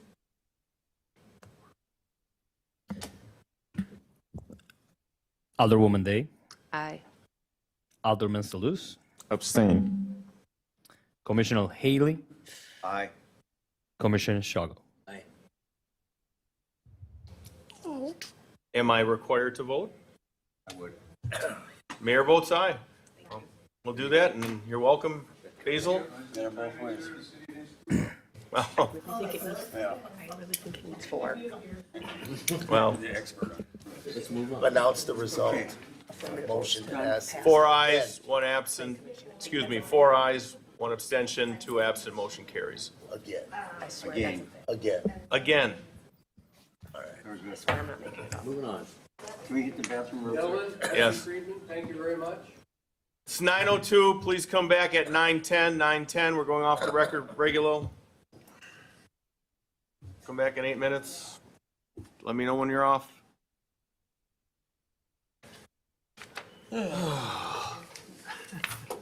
Okay. Lost my pen somewhere in the madness. It's 9:10 PM. We are back on record. We are going to item C as in Charles 2. This is the Bloomquist conditional use, request for approval of a conditional use for an approximately 795 square foot attached accessory dwelling unit for property located at 8866 West Putes Road, tax key number 8399997 9. Rose, good evening. You've got the floor. Thank you for being patient. 3 hours and 10 minutes Where did later. that come from? All right, shall I read the notice of public hearing or do the presentation? What would be nice at this point, Vote. hold on, everybody. Bring it home. So what we'll do first is this description Okay. of everything, and then we'll read the notice, and then should we go really, really quick. Okay. It's a request for a conditional use permit to allow an attached accessory dwelling unit in the RSR Suburban Residence District. This is an accessory residential structure, as you mentioned, approximately 795 square Can you feet. speak closer to this, or? I can. Bring it. Sure, Bring it towards yeah. you. Karaoke. Request for an attached accessory dwelling unit. This is a residential structure on an existing property at 8866 West Putes. This use requires conditional use approval. Okay, is the resident here? Yes, Mr. All right. Bloomquist is here. Thanks for hanging out. That poor guy. Yes, it was interesting. Okay, before let's just, I anticipate a very short, why don't you read the hearing notice? And then we'll go into everything else. Public hearing for today, February 19th, 2026, in the Common Council Chambers at Franklin City Hall. The applicant is Benjamin Blomquist, property owner for 8866 West Putes Road, tax key number 83999970009. Proposal is conditional use permit request to allow an attached accessory dwelling unit, ADU, in the RSR Suburban Residence District. Attached ADUs require a conditional use permit in the RSR district per UDO Unified Development Ordinance Table 15-3-04B. Public hearing information. This public hearing is being held pursuant to the requirements of Wisconsin statute, section 6323-7D2 and section 1596E of the Unified Development Ordinance. A map of the affected property, all application materials, and the proposed ordinance are available at the Department of City Development at Franklin City Hall. The public is invited to attend the public hearing and to provide input. Thank you. It's 9:13 PM. Anybody wishing to speak on this item, an open public hearing? Come to the podium, state your name and address for the record. Seeing nobody, close public hearing at the same time. What's staff recommendation on this? You'd like me to Is jump there a straight to the point? staff recommendation on this? Sure, the staff recommendation is approval with conditions. I can move through to that recommendation. Sure. Okay. So this is the subject property, 8866 West Putes. The attached accessory dwelling unit is a secondary residence for a property, also potentially called an in-law suite or back house. This is a new use under the UDO update in June 2025, and it is a conditional use in all resident districts, including the RSR. You can see the plans. It's behind the primary residence. It will appear like an addition to the home with matching finishes and height. And then the only two conditions that staff currently recommend, there are 2 trees located in the footprint of the proposed ADU that will be removed for the project. Based on the diameter of these trees, they will likely require compensation per Article 7 of the Unified Development Ordinance. So staff is recommending that the applicant provide a natural resources protection plan to the Department of City Development prior to the issuance of building permits. And then there is a non-conforming parking pad outlined in red on the property. The boundary of that parking pad is closer than 5 feet, which is the minimum setback for parking pads. And so staff recommend also that that pad is cut down to be conforming with that 5-foot setback because it's right up against that property line. Those are the 2 current conditions that staff recommend for approval. Okay, thank you for that. Sir, and I'm just gonna I just want to know for my own knowledge, are you on the south side of Putes or the north side of Putes? You're on the north side. Okay, thank you. Is there a motion for this, please? Or question? Oh, Mr. Halen. Just more of a comment. This is the first time we're doing the accessory. This is for our new UDO, and I think it's a great thing. That, you know, we now have an opportunity where we can have the mother-in-law suite out back, whether attached or unattached. This was a good step forward, and glad to see our first one. Good luck. History. Your history. All right, we've got some history. Okay, motion, please. A motion to recommend approval of a resolution imposing conditions and restrictions for the approval of a conditional use for an attached accessory dwelling unit upon property located at 8866 West Buttes Road. Move approval. Second. First and a second, all those in favor? Aye. Any opposed? Ayes have it, motion carries. Thank you for being patient. Next up, Marion, we're going to bring it with item number C as in Charles 3, Crohn's Inc. Special Use Amendment. Request for approval of a special use amendment to allow for warehouse distribution and storage for property located at 3617 West Oakwood Road. Tax key number 950-9001-000. Good evening, you've got the floor. Okay, shall I read the notice first? I think we shall. Okay. This is a notice of public hearing for the City of Franklin Plan Commission on Thursday, February 19th, 2026, here in the Common Council Chambers at Franklin City Hall, 9229 West Loomis Road, Franklin, Wisconsin 53132. The applicant, Joe Wisniewski, Representative Crohn's. The property is owned by Franklin Industrial LLC for a property located at 3617 West Oakwood Road. The proposal is an amendment to Special Use Resolution 2021-7722 to allow for warehouse distribution and storage uses in the business area of Planned Development Legacy District 39. This public hearing is being held pursuant to the requirements of Wisconsin Statute 622372 and 15-906E of the UDO. A map of the affected property, all application materials, and the proposed resolution are available to the Department of City Development at are available at the Department of City Development at Franklin City Hall. The public is invited to attend the public hearing and to provide input.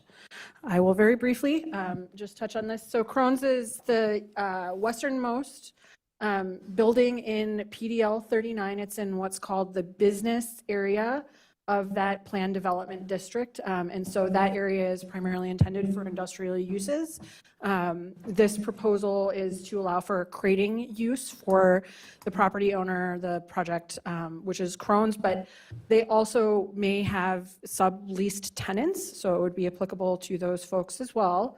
PDL 39, I think we all know, is in the southeast corner of the city. So this is surrounded by parkland to the east. There is a residential neighborhood to the north, and we have previously heard concerns about traffic. The use change here doesn't warrant a TIA, but that is something that could be discussed as the PDL grows. There are no proposed site changes. So the applicants did include site information with them. They very recently received approval of a minor site plan amendment to allow for the addition of fire doors, but no exterior changes beyond that were made. And we did receive a comment in response to the public hearing notice from Milwaukee County. Although no site changes are currently proposed, they are expressing concerns about the flow of water on the property. So that condition or that issue was raised with the planning department as part of the public hearing process, and we're including it for the record here.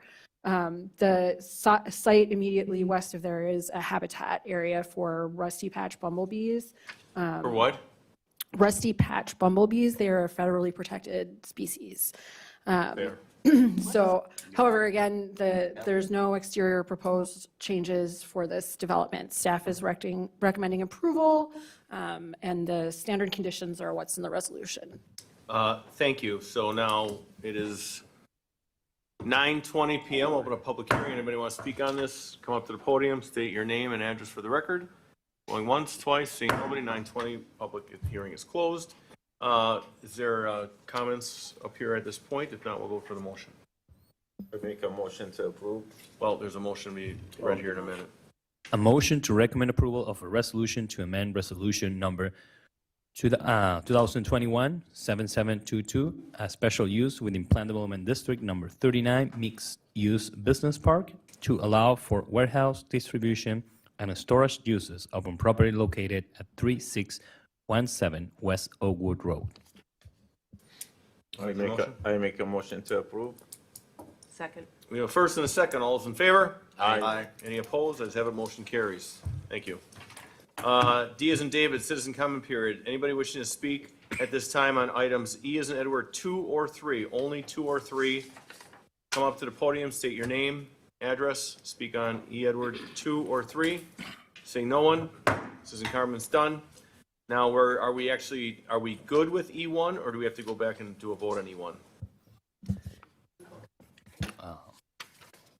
Unless you want to do it a third time. It is the same motion. So we are not touching E1, so E1 has been settled, done, so we're not having anything to do with E1, is that correct? Good. E2, Northwestern Mutual Life Insurance, Costco, certified survey map request for recommendation to Common Council of an amendment to an application for a 2-lot certified survey map for the property located at the northwest corner of South 27th Street and West Drexel Avenue, addressed as 2710 West Drexel Avenue, 1 and 2 Northwestern Mutual Way, tax key number 786-9980-003. Ms. X. Thank you, Mayor. In the briefest possible terms, the only thing that is changing is that the red line on this drawing is going away because the Wisconsin Department of Transportation has agreed to release a highway setback along that line. This information is required to be shown on the face of the CSM. It has not been recorded yet, so we are bringing it back through to allow for this adjustment. Separately, there is a correction instrument that will have to be recorded alongside the CSM. Staff is recommending approval. Thank you. Further discussion from the commission? Is there a motion, please? A motion to recommend approval of a resolution conditionally approving a revised 2-lot certified survey map being a redivision of a part of parcel 1 in certified survey map number 7389 in the city of Franklin, Milwaukee County, Wisconsin. Is there a motion? Move to approve. Second. First and a second, all's in favor? Aye. Any opposed? Ayes have, motion carries. Thank you. E3, Thielen minor site plan amendment, request for approval of a minor site plan amendment for a fence exceeding 6 feet in height in a non-residential district for property located at 8861 South 27th Street, tax key number 855-9946-002. Mr. Martinez. Good evening. This is a request for a fence on a non-residential property. Typically, in most cases, fences can be approved by staff. In this case, is because the fence is exceeding the height. Maximum height is 6 feet. This is for an 8-foot fence. And the reason is because there is a different in elevation to the adjacent property, and that's why the additional height is requested. And staff is recommending approval. Okay, good. Questions from the commission? Is there a motion, please, sir? A motion to approve a resolution approving a minor site plan amendment for the development of an 8-foot high fencing upon property located at 8861 South 27th Street. Is there a motion? So moved. So moved, Mr. Shoggle, seconded by Alderman Salus. All those in favor? Aye. Any opposed? Ayes have, a motion carries. Motion to adjourn. Motion to adjourn. Second. First and second, all those in favor? Aye. Aye. Any opposed? We are adjourned at 9:20.